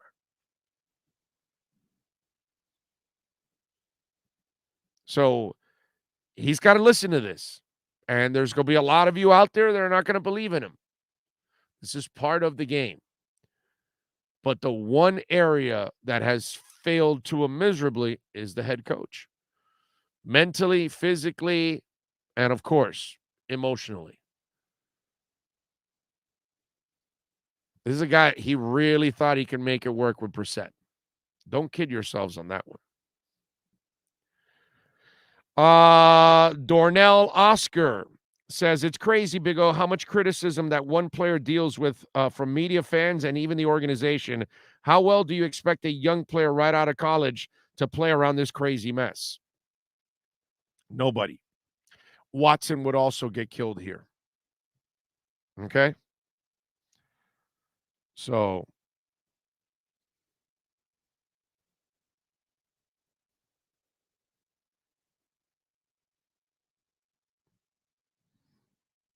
by the way, we are waiting for Luis de Cubas to join us. Hopefully he will join us in a minute here. So we will talk to the very famous trainer, boxer, savior, in a way.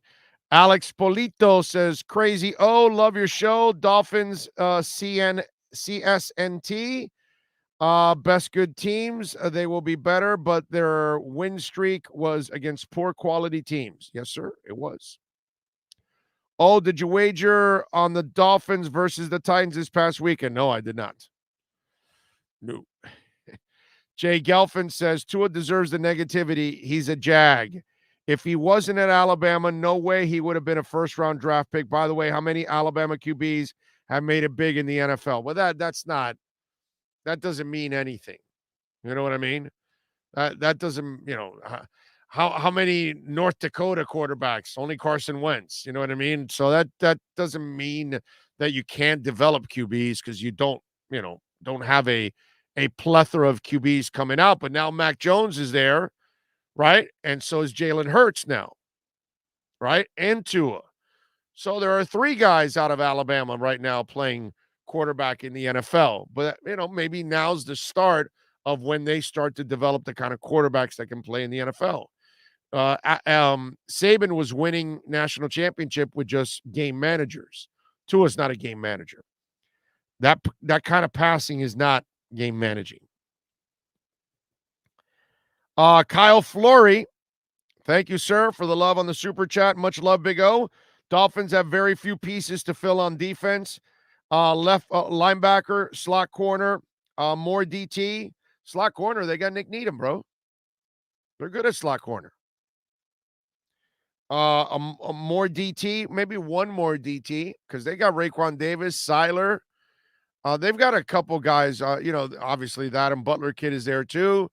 They've got the older guy. Yeah, they can add one more, but it's not like they're struggling big time. What they need is a middle linebacker. Like they need a thumper in the middle. Landon Roberts, I love how he plays with reckless abandon, but he's not really the answer on a long-term basis. And he's not like this incredible athlete, but he does play fearless. I will give him that, man. Offense needs to be refreshed because I'm done watching defensive stars waste their damn careers. Amen to that. But they need a nasty middle linebacker, bro. If they can get a big physical linebacker, they need that in the middle of that defense. Crypto Dolphin says the horse is dead, just like Flow isn't. Isn't Bitcoin will reach 1 million before Flow is gone? I guarantee that. Chris L says Irving Greer doesn't want to be the GM that didn't want to get Watson when he could. Irving Greer doesn't want, or you mean Chris Greer doesn't want to be the GM that didn't get Watson when he could? Oh, I don't know. Maybe it's owner driven. Not sure. I don't think everybody wanted Watson on that front office. How hard is it to get a top 5 QB? There are people whose entire life revolves around finding a starting QB, and 27 teams do not have one despite trying to get one for decades. This is not easy. No, it's not, Carlos. It's incredibly hard. Big O, how do you think Tour would do on San Francisco, New Orleans, New England, Tennessee? He'd kill it. Yes, he would. Tua, you mean? Not Tour. Tua, yes, Tua would be awesome with real coaches. Yes. It's basically what you're saying. Kyle Shanahan, much better offensive mind than these guys, right? Who else you got here? Where is it here? Okay. San Fran, Kyle Shanahan. New Orleans, you got Sean Payton. New England, you got Bill Belichick. And in Tennessee, yes. Yeah, Mike Vrabel. By the way, I heard this on national television. Mike Vrabel is not from the Bill Belichick tree. Stop saying that. He did not coach with Belichick. He's just a former New England player. That doesn't mean you're from the tree. Okay? You're from the tree when you actually, coached for the person and worked under them.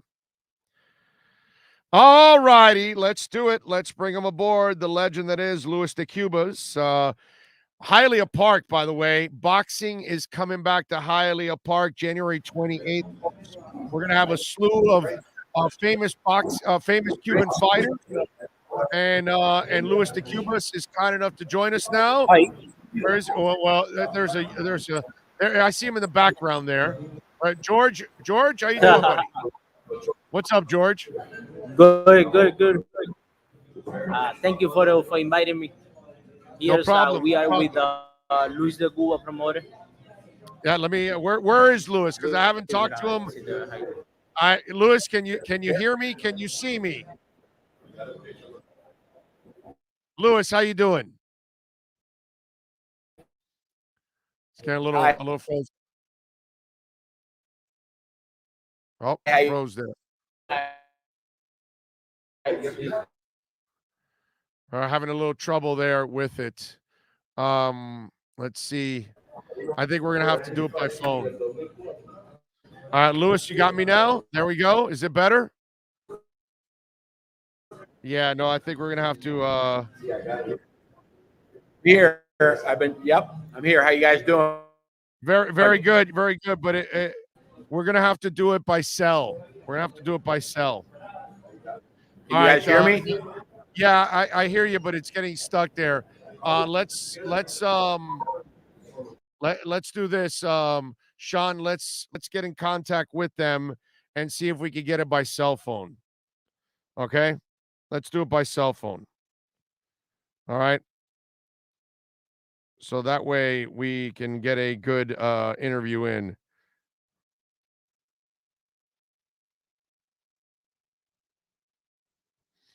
Okay.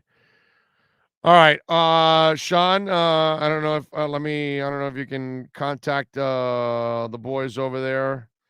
Let me give you the number that you need so you can call and get Lewis on the phone. There you go. All right, so we'll get Lewis de Cubas on. They're going to have several boxing matches we're going to be giving away tickets on the 28th of this month as boxing returns to Hialeah Park. Joanny Argelados, who is 8-0 with 4 knockouts, is going to take on Michelle Banquez, who's 19-1 with 13 knockouts, the Colombian. George Romero, the Cuban, is 21-0 with 13 knockouts. Ariel Perez de la Torre, La Máquina, is 6-0, Cuban fighter with 5 knockouts. He'll take on Gianni Garcia, another Cuban fighter who's 3-1. Orestes Velasquez, another Cuban fighter who's 2-0, both knockouts. These are all young fighters. A Mexican fighter named Abram Martinez will be taking on Orestes, both undefeated. He's 9-0-1 with 7 KOs. So, I mean, it's going to be a hell of a fight card. You're going to see a lot of young talent. Some of it could end up becoming, pretty special, down the line. So that's going to be a lot of fun at the end of the month, and we'll be there covering the event. We'll have the boxers, the trainers, the promoters with us. So we will have all of that for you. So we will give tickets out. So some of you will have an opportunity to go attend. And I hope you say hi if you see me out there broadcasting, having some fun. So whether you buy tickets or you win them, please come on out here. Mike Monahan says, shouldn't we ditch RPO? Of course, dude. When you don't run, it's only an idiot runs an RPO without the threat of running. You know what I'm saying? Just makes no sense. You got to have a running back that scares people in order to do it. At least with Lamar Jackson, you can scare him because Lamar Jackson scares the crap out of you with his legs. Who the hell wants to see Lamar Jackson out in the open field? You're toast. You're not afraid of his arm, but you're definitely afraid of his legs. So at least with the RPO, he's a superior athlete with his legs. So I'm with you. I mean, only Flo would run an RPO without being able to run the ball. That makes no sense. Because your quarterback's not a threat to run, Tua has athleticism, but not Lamar Jackson speed athleticism and not Cam Newton punishing athleticism, not that kind. So then why would you treat him that way? Only Flo does this, bro. I mean, there's so many examples. It's amazing to me how some are still on the bandwagon with him. Let's see. Aaron says, Big O, if it's so hard to get a QB, it makes sense to go and get Watson. Do you think Watson is a top 5 QB? If yes, you need to go and get him. Yeah, but if you go get Watson and you give up all the stuff you have, then you're playing him with this team. They're not going anywhere with this offense and these coaches. So if you can't go buy linemen because you got to pay Watson $40 million and you have to re-sign some of your other guys, so what are you going to do? Not be able to re-sign your own and then sign Watson, and then you also, you have to take on that salary. It's $40 million, dude. That takes up a lot of cap space. That starts to cripple you in a big time way. You won't have the draft capital to put around Watson, and you won't have the money to finish off what you need around Watson. So then what do? You put Watson at risk anyway. Watson won 4 games last year. And the Texans were way better last year than they were this year. There's this misconception there that you guys think that with just Watson, you're not going to be able to get everything you need. So then he's got to literally carry a bad team. He's proven that he cannot carry a bad team. We have him, Mo. Last year. We have him now? Lewis, you there? You doing? I'm here. There we go. There we go. See, now I hear you nice and clear. You know, you're not. You know, Lewis, you're not going to remember this, okay? But the last time you and I spoke was probably somewhere around 28, 30 years ago. Yeah, long time, that's for sure. Yeah, I was doing a Spanish show called La Ensalada Deportiva on Radio Acción. And back in the day, I don't know if you remember that, but you know, I brought you. I remember I actually I think you joined me a couple of times back in those days when you were bringing. I don't what Cuban I've been fighters doing boxing here in South Florida since 1984, so I mean, for sure we did it. Yeah, no, I know. Which boxers are we talking about? Like in '91, because that's when it was. Okay, sure. That Jorge Gonzalez days when he came in 1991. Right, exactly. Yeah, That's it. I remember. We did a show at the Duville Hotel. There you go. 91. There you go. There you go. The memories coming together now. You tell me the year. Yeah. No, I'm looking at boxing gloves right now that Sugar Ray Leonard signed over at the Duville Hotel because I was doing the blow by blow, and he came in and sat down and did the color. And so for me, I was like in heaven, my brother. My favorite boxer of all time comes in to remember he was trying to sign some of the Cuban fighters back in those days. You remember that? Yeah, well, he was my partner. He was my partner with Juan Carlos Gomez. There you go. That's what it was. There you go. Yeah, he was my partner with Juan Carlos Gomez. I was in back in the day. Juan Carlos Gomez, me and Ray Leonard had them together promotionally. And we had him fight Samuel Sam on HBO back in the day in Buffalo, New York. Right. Yeah. So these memories were triggered. I was like, man, this is so awesome that I get to talk to Lewis again. And I love what you're doing, man. I love that you're bringing boxing back. I love that Hialeah Park, which is a great place to do it, is getting behind it. And the fact that we get to see some of these homegrown talents, you know, straight out of the island. I like that too, man. I think it's a great thing that you're doing, Lewis. Well, listen, I'm very happy to be back in Hialeah with Frank Fury again, you know, doing fights. I think we've done like 9 of them so far. But I'm very proud that 25 years ago we did Team Freedom Against the World. And it was basically the days of Joel Casamayor, Ramon Garbe, Ureli Hurtado, the Ladone brothers, Samuel Felipe. And they all fought at Barsala. They fought at the Coconut Grove Exhibition Center 25 years ago. So 25 years we've been fighting for this freedom, you know, that now the young people are starting to realize this Patria Vida, guys.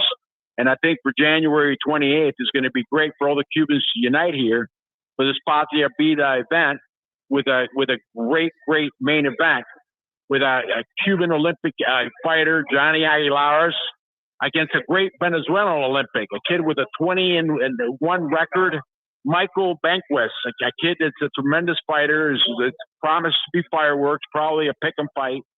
And that's going to be the main event in Hialeah, you know, Venezuela against Cuba, 2 people that are looking for freedom in their countries, fighting each other, okay, for a cause, okay. At the same time, you know, you got Cuban Olympic, the great Cuban Olympic team of 1917 that was with Morel and Mesa, the De La Torre, the kid 6-0, a real crowd pleaser, you know, banger that comes forward, always trying to make the fight.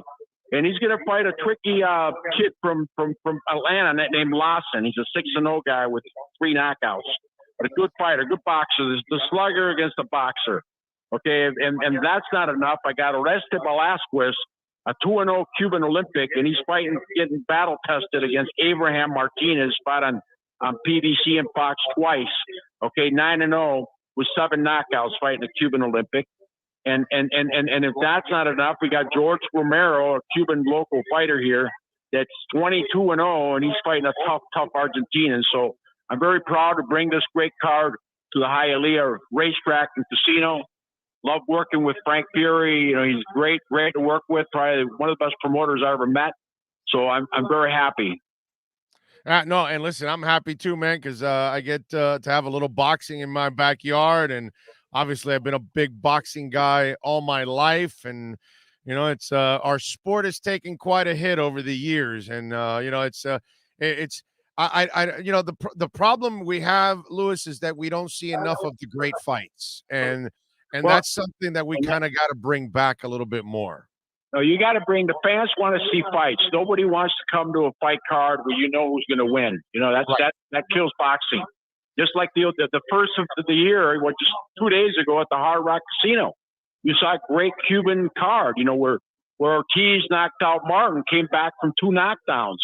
You know, Frank Sanchez winning convincingly, and then you had the 2 Cuban heavyweights, which probably the fight of the night.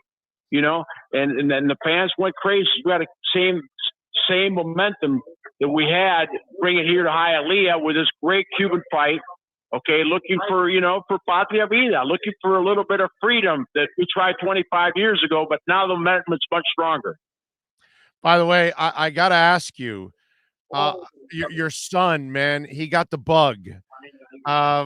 Did you expect him to get the bug? When did you know he had the bug? Because obviously he's already done a lot in his own right and accomplished a lot already. Well, my son, he's been boxing since he was a baby, and he's blessed that he was able to, hang out with guys like Roberto Duran, which I, promoted, and Wilfredo Gomez, Eusebio Pedrosa, Joel Casamaro as a kid.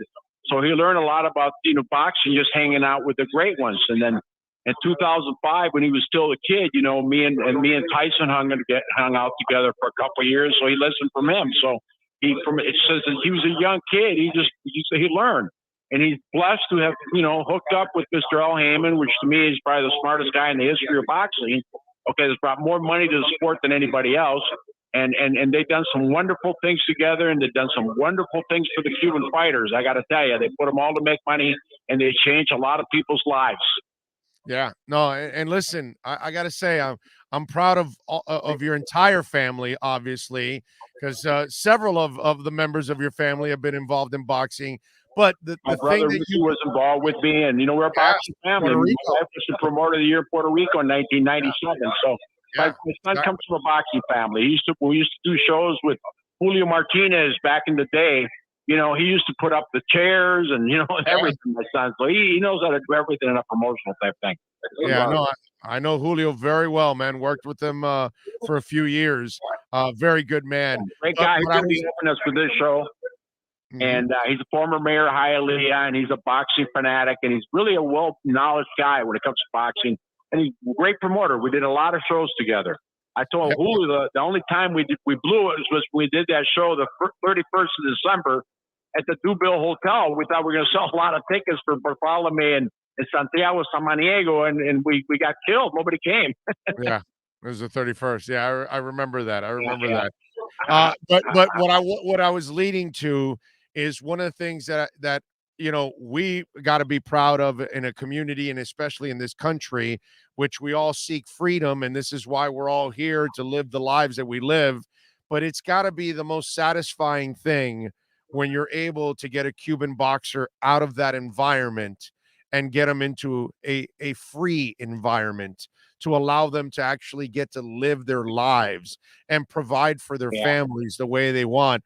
Yeah. That part has got to be more satisfying than literally watching 100%. Them fight, right?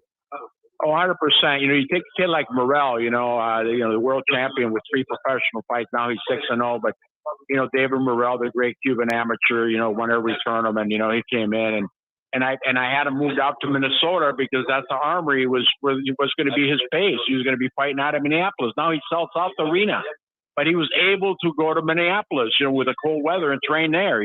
So you got to have the 3 Ds. You got to have dedication, desire, and drive. If you don't have those 3, you're never going to make it. And the kids, for fighters to make it, they got to have that. And now the kids, everybody's talking about him, but he had the desire to do and to go out there, the dedication, go out there and take a shot. So Lewis, before I let you go, walk me through the ugliest situation that you were in to get a boxer out of Cuba, and maybe you might have been, you might have gotten in trouble, jailed, whatever it was.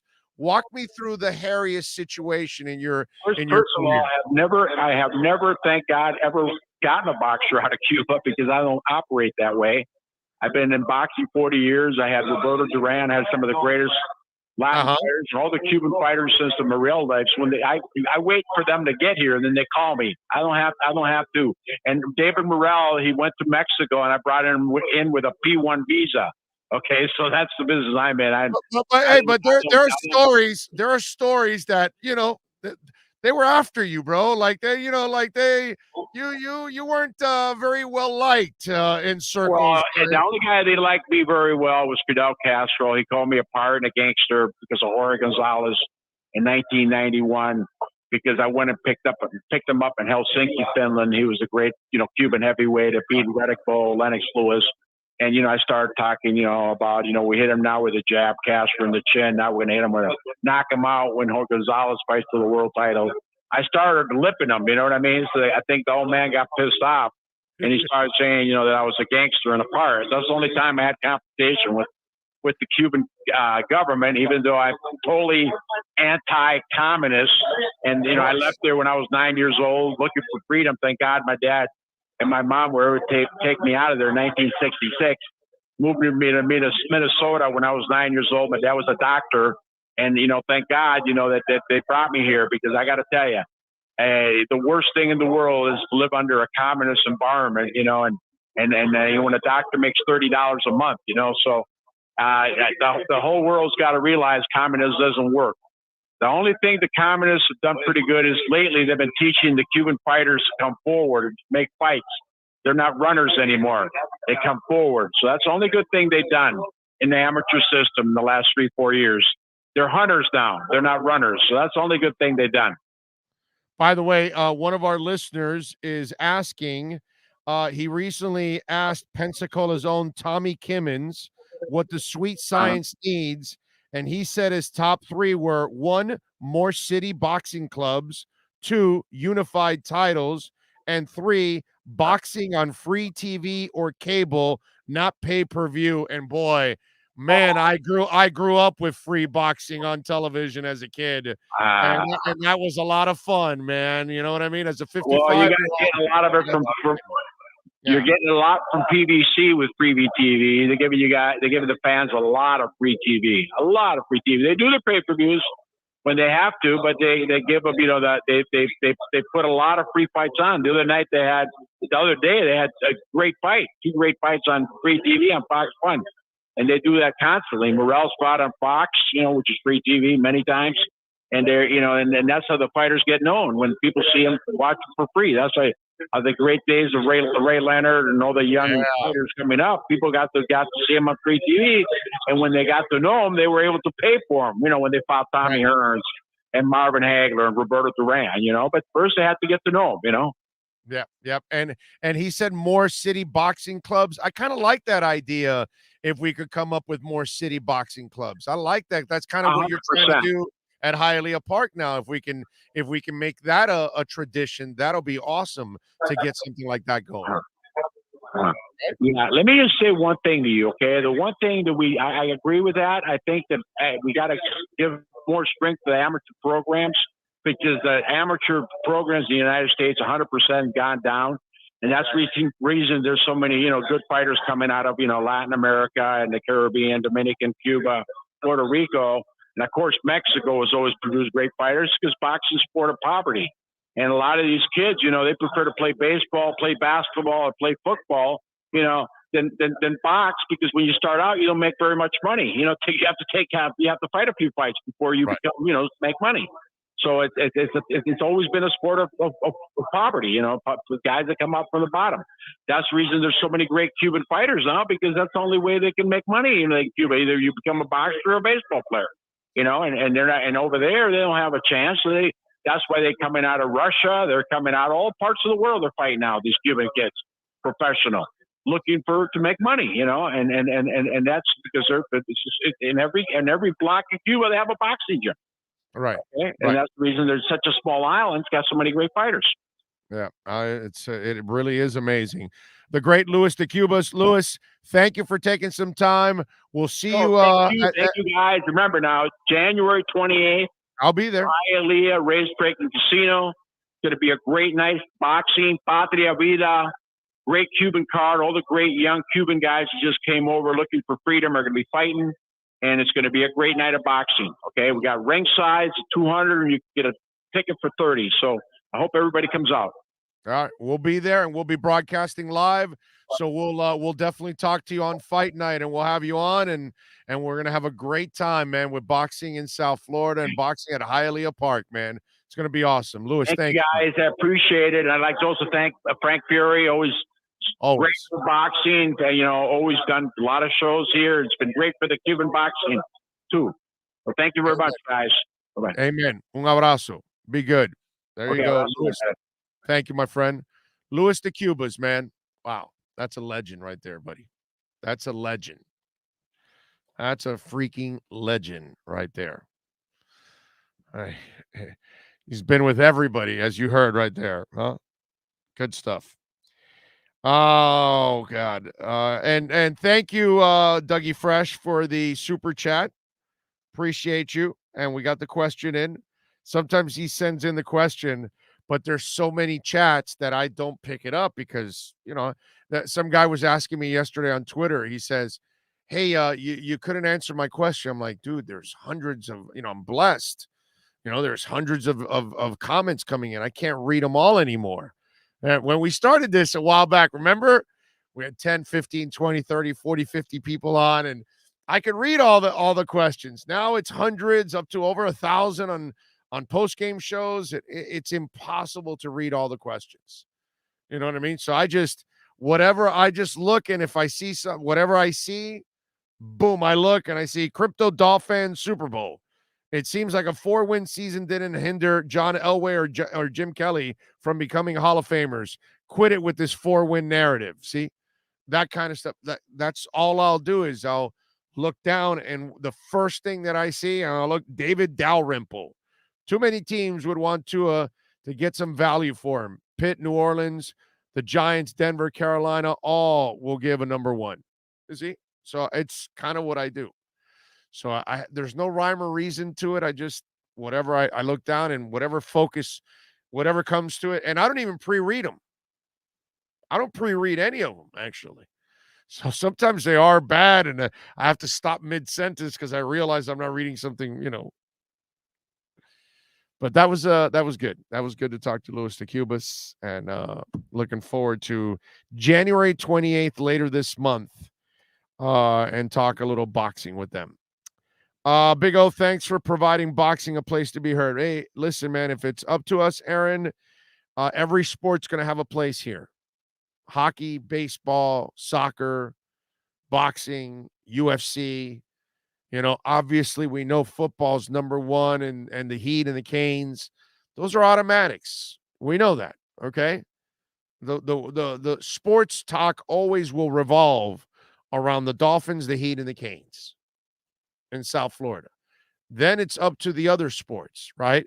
And I believe the Panthers are one that, they're the best team in town. It's one that we need to, but I've always been a boxing guy, and I love UFC too. I'm not a super knowledgeable guy of UFC, but I do really enjoy watching it. I will say that. I've grown. Hell, I interviewed Gracie back in the day, in the 90s. Okay, in the early 90s. All right, I had Gracie on my show, one of the Gracies on my show. I forgot which one, because there's like 87 Gracies, right? But yeah, so I had one of them. So it just, I've always been open to all sports, man. I'm not that guy that is anti-soccer or anti-baseball or anti-hockey or anti-tennis or anti-UFC or anti-boxing. I get it. Those sports aren't as common like the other ones. I get all of that, but that doesn't mean I don't love watching, all kinds of sports competition. So we thank Louis de Cubas for joining us. Remember, you can always make a donation through Cash App or Venmo. That's Cash Big O Show. That is Cash Big O Show. And, of course, there on the Super Chat. 305 MIA says, we love boxing over here. Appreciate that interview. Thank you. Manuel Feliciano says, just subscribe, cool radio show. Well, thank you, Manuel. That is very nice of you. Let's not talk golf, please. You won't get a lot of golf with me, Dana. I can, I like golf. I'm weird. I'm really weird here. Some of you may agree with me on this. You might be weirder like me. Okay. Sean, do you like golf at all? Yay or nay? Like, do you watch it at all? Do you care about it at all? Yay or nay? Yeah, you do. Okay. I thought I was going to get a nay from you. See, look at that. Now, television, I don't want to watch golf. I might watch it on a Sunday, and it's one of the majors, and it's coming down to like 2 or 3 guys, and then the final hole or two. I can watch that because that's a short amount of time. But I'm not the guy that sit there all day to watch golf on Friday or Thursday, Friday, Saturdays. Get the hell out of here, bro. Can't. Now, give me a cigar, and I can walk all day watching golf live. Give me a cigar, and I'm good. I'm done. That I can do. That I really enjoy. Because I appreciate it even more when I do it live. When I see it live, it's just, then it becomes more of a sporting event for me in a way. But you won't catch me talking golf because I don't really know that much golf. You know what I mean? And when I end up talking golf, we end up talking issues that are going on. So that's what it is. It's not really, oh, should he have used a 9-iron on this or, whatever. No, I'm not smart enough for that. I don't follow it enough for that. I'm not a good enough golfer to know about that kind of stuff. You know what I mean? I'm a screw around golfer. I'm the guy that you don't take serious in the foursome. Okay? Like the rest of you will be competing against each other. I'll be joking around, spraying the ball all over the place, smoking a cigar, and drinking a beer. That's what I'm there to do. Okay? The Big O Show sends me a love on Super Chat. He says, same YouTuber name. That's cool. Actually, it's not, because ours is Big O Radio Show, sir. So it's not really the same name. Okay? It's Big O Radio Show, our name. But thank you, sir. Appreciate you checking in. Red Horse Adventure says, my apologies if this has been asked. Why didn't Flo challenge that fumble in the second half versus Tennessee? Don't know. Poopar made a really good point in our post-game show. And for those of you that don't know, we do all the pre and post games for the Dolphins. We do it at Sports Grill, and we have more insiders, 4 different insiders that cover the team on our show, something that nobody else has. But anyway, Poopar made a point, which I can't argue with. I'd love to, challenge Poopar on that one because it's always fun radio. But he mentioned that, it looked like the way they had decided it, Flo knew that if he challenged it, he was going to waste a timeout. But it's one of those things that you still wonder, you know what I'm saying? At least you want to raise some hell there. Like, what the hell's going on? Because it was a terrible call. It's terrible. The referees were terrible on Sunday. I'm not going to give the Dolphins a break, but the referees were terrible on Sunday. The Dolphins lost on their own, but I'm not going to say, okay, no, it's all on the referees. Big O Cobra Kai season 4, epic so far. On episode 4, it's amazing. Haven't started watching it yet. I got to start the new Boba Fett. I haven't started watching the Boba Fett. I haven't even finished the Beatles thing, which I know Dougie Fresh is probably going to bust my balls about it. And I got to watch Cobra Kai season 4. So I've got some things to do here. I got some stuff to catch up on. By the way, and smash the like button, please.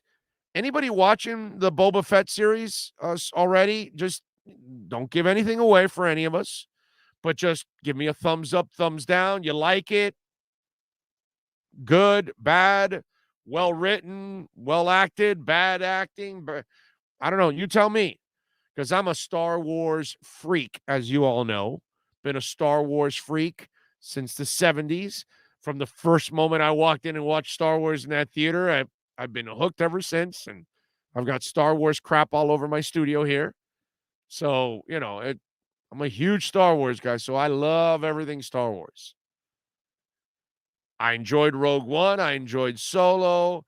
The only thing I could tell you that kind of was a little bit of a letdown was the 1, 2, 3 of Lucas of Star Wars, the first 3 episodes, not the original 3 that was 4, 5, 6. I'm talking about the one with the girl, what's her name?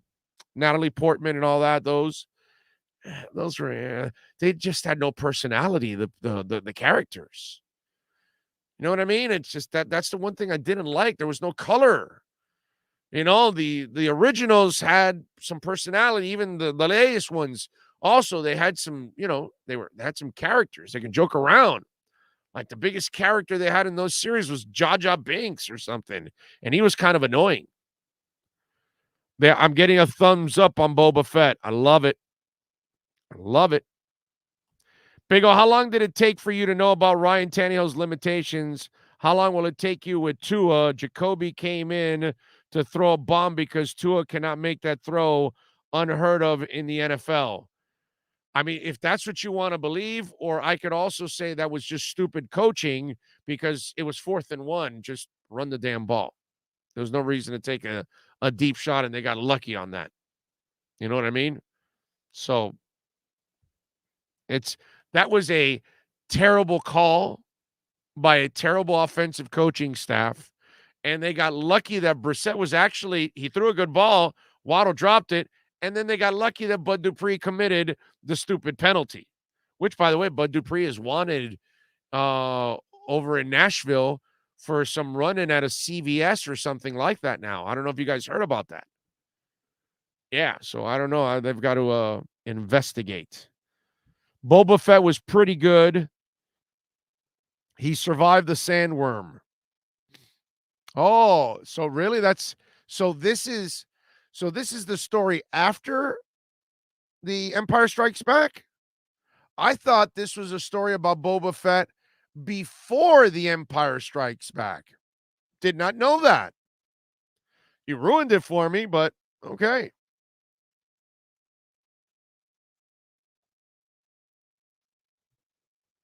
Okay. Thank you for ruining it for me, but did you hear the Jar Jar Binks Sith Lord theory? No. I have no idea what the hell that is. Boba Fett has a Mandalorian flavor to it. All right. Big O, I can't wait on Kenobi with Ian McGregor. I'm looking forward to that one too.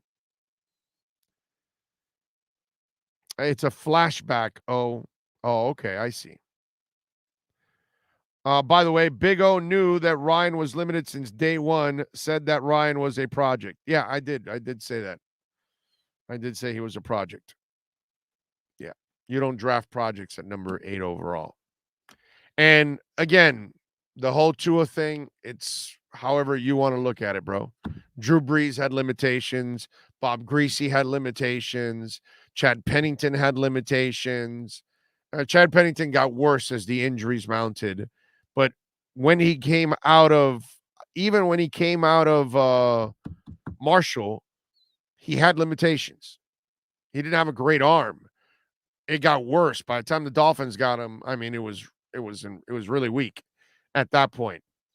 He had really lost even more. But there have been quarterbacks that have physical limitations that don't get you to Jeff George talent or Achilles Smith or Jamarcus Russell or Justin Herbert or Josh Allen or Aaron Rodgers. I get that. But there are quarterbacks that they don't have that superior athletic talent that have won Super Bowls. Ken Stabler, somebody mentioned. It wasn't like he had this gun, but he was a clutch sumbitch and he can pass. And I see the same thing with this kid. So that's it. It's all about philosophy. I keep telling you that. Okay, Lamar Jackson has limitations, even worse than Tua. Yeah, he has a rocket of an arm, but he doesn't know where the hell it's going. but they built that running game around him so his passing can just complement, not carry. But they're committed to it.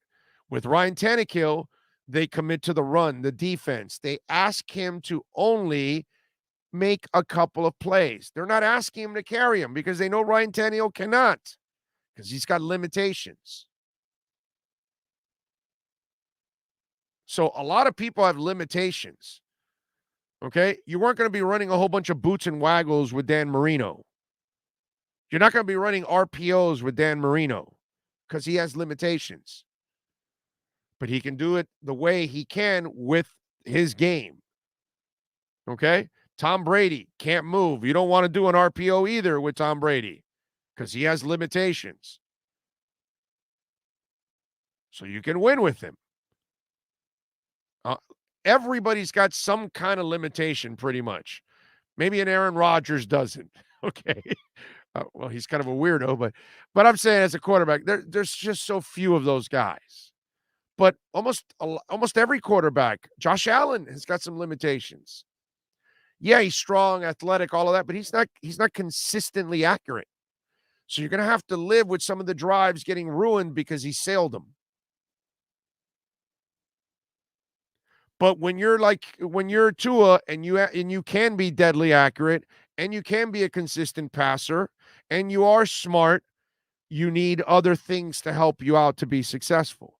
You need a line that gives you a clean pocket like they gave Drew Brees, like they give Bob Greasy. You need a running game like they give Lamar Jackson, like they give Ryan Tannehill, like they give Drew Brees, like they gave Bob Greasy. Because if you don't give those guys the running game, Drew Brees would have struggled. Bob Greasy would have struggled. Lamar Jackson cannot play the game without running. Him or the running backs. Ryan Tannehill cannot play the game without an impactful running game because they've got limitations. It's funny how Tua has limitations, but in some people's eyes, no, Ryan's the better quarterback. No, he's not. He's just got the things that hide his limitations. And, Dante Scarnecchia and the New England offensive line hid the fact that Tom Brady has no athleticism whatsoever. But it's all right. You can be Peyton Manning and Tom Brady and those kind of guys and have no athleticism and Dan Marino as long as you can make a living from the pocket. But at least you better give them time because they're not going to be able to buy time with their legs because they have limitations. So I can spin limitations to everything, but your coaches have to be smart enough to say, okay, how do we assist our guy? Well, okay, Pat Mahomes, he's so good, right? Well, he got to the Super Bowl last year and he got his ass kicked. You know why? Because he didn't have an offensive line. But he's so good. He can lift everybody. What does he need an offensive line for? He's Pat Mahomes. He can run around. He's got an arm that goes for miles. But wait a minute. He needs an offensive line too? Oh, yeah, he does. Spin it however you guys want.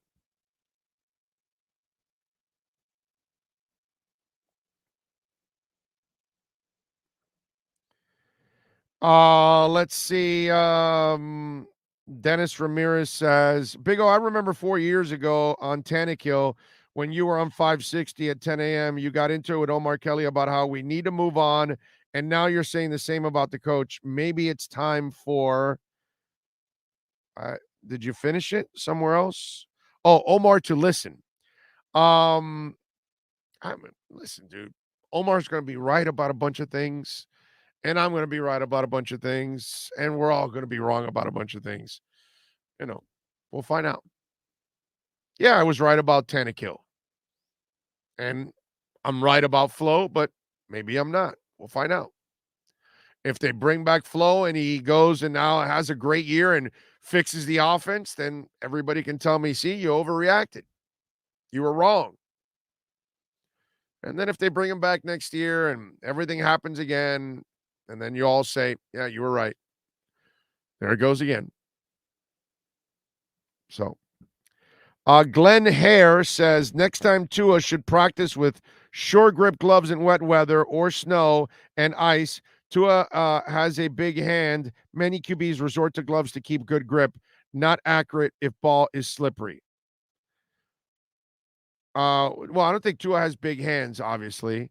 But, Glenn, he tried.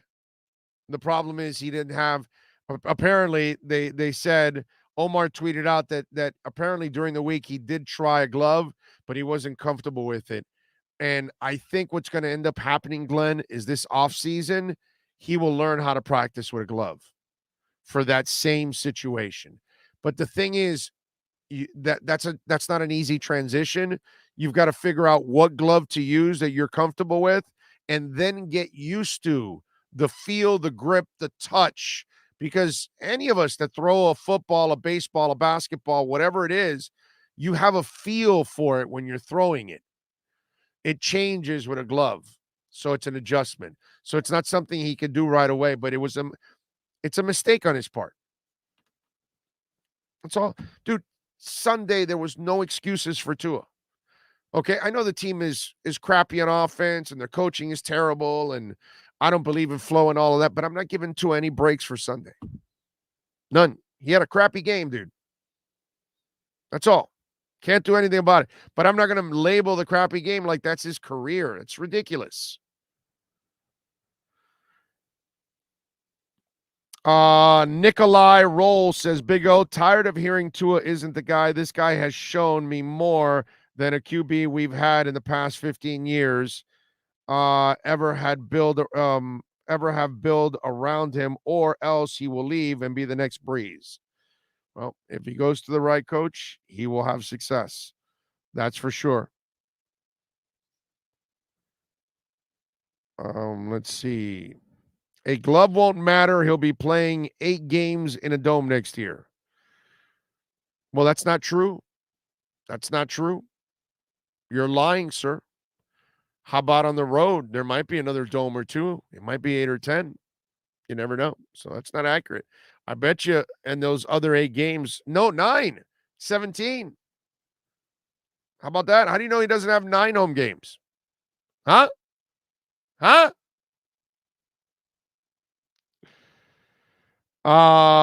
Tua should be practicing all year with the glove, not wait until the week of the game. You play in a division that has a lot of bad weather. Dana, there's no excuse. The coaches did a shitty job. They should have put that in his head from the beginning of the offseason last year, not even this year. So that's on the coaches. And then it's also on Tua for also not doing it and not being prepared and thinking that, okay, no, I've got big enough hands and this, then I'll be able to handle the weather. Oh, no, you don't.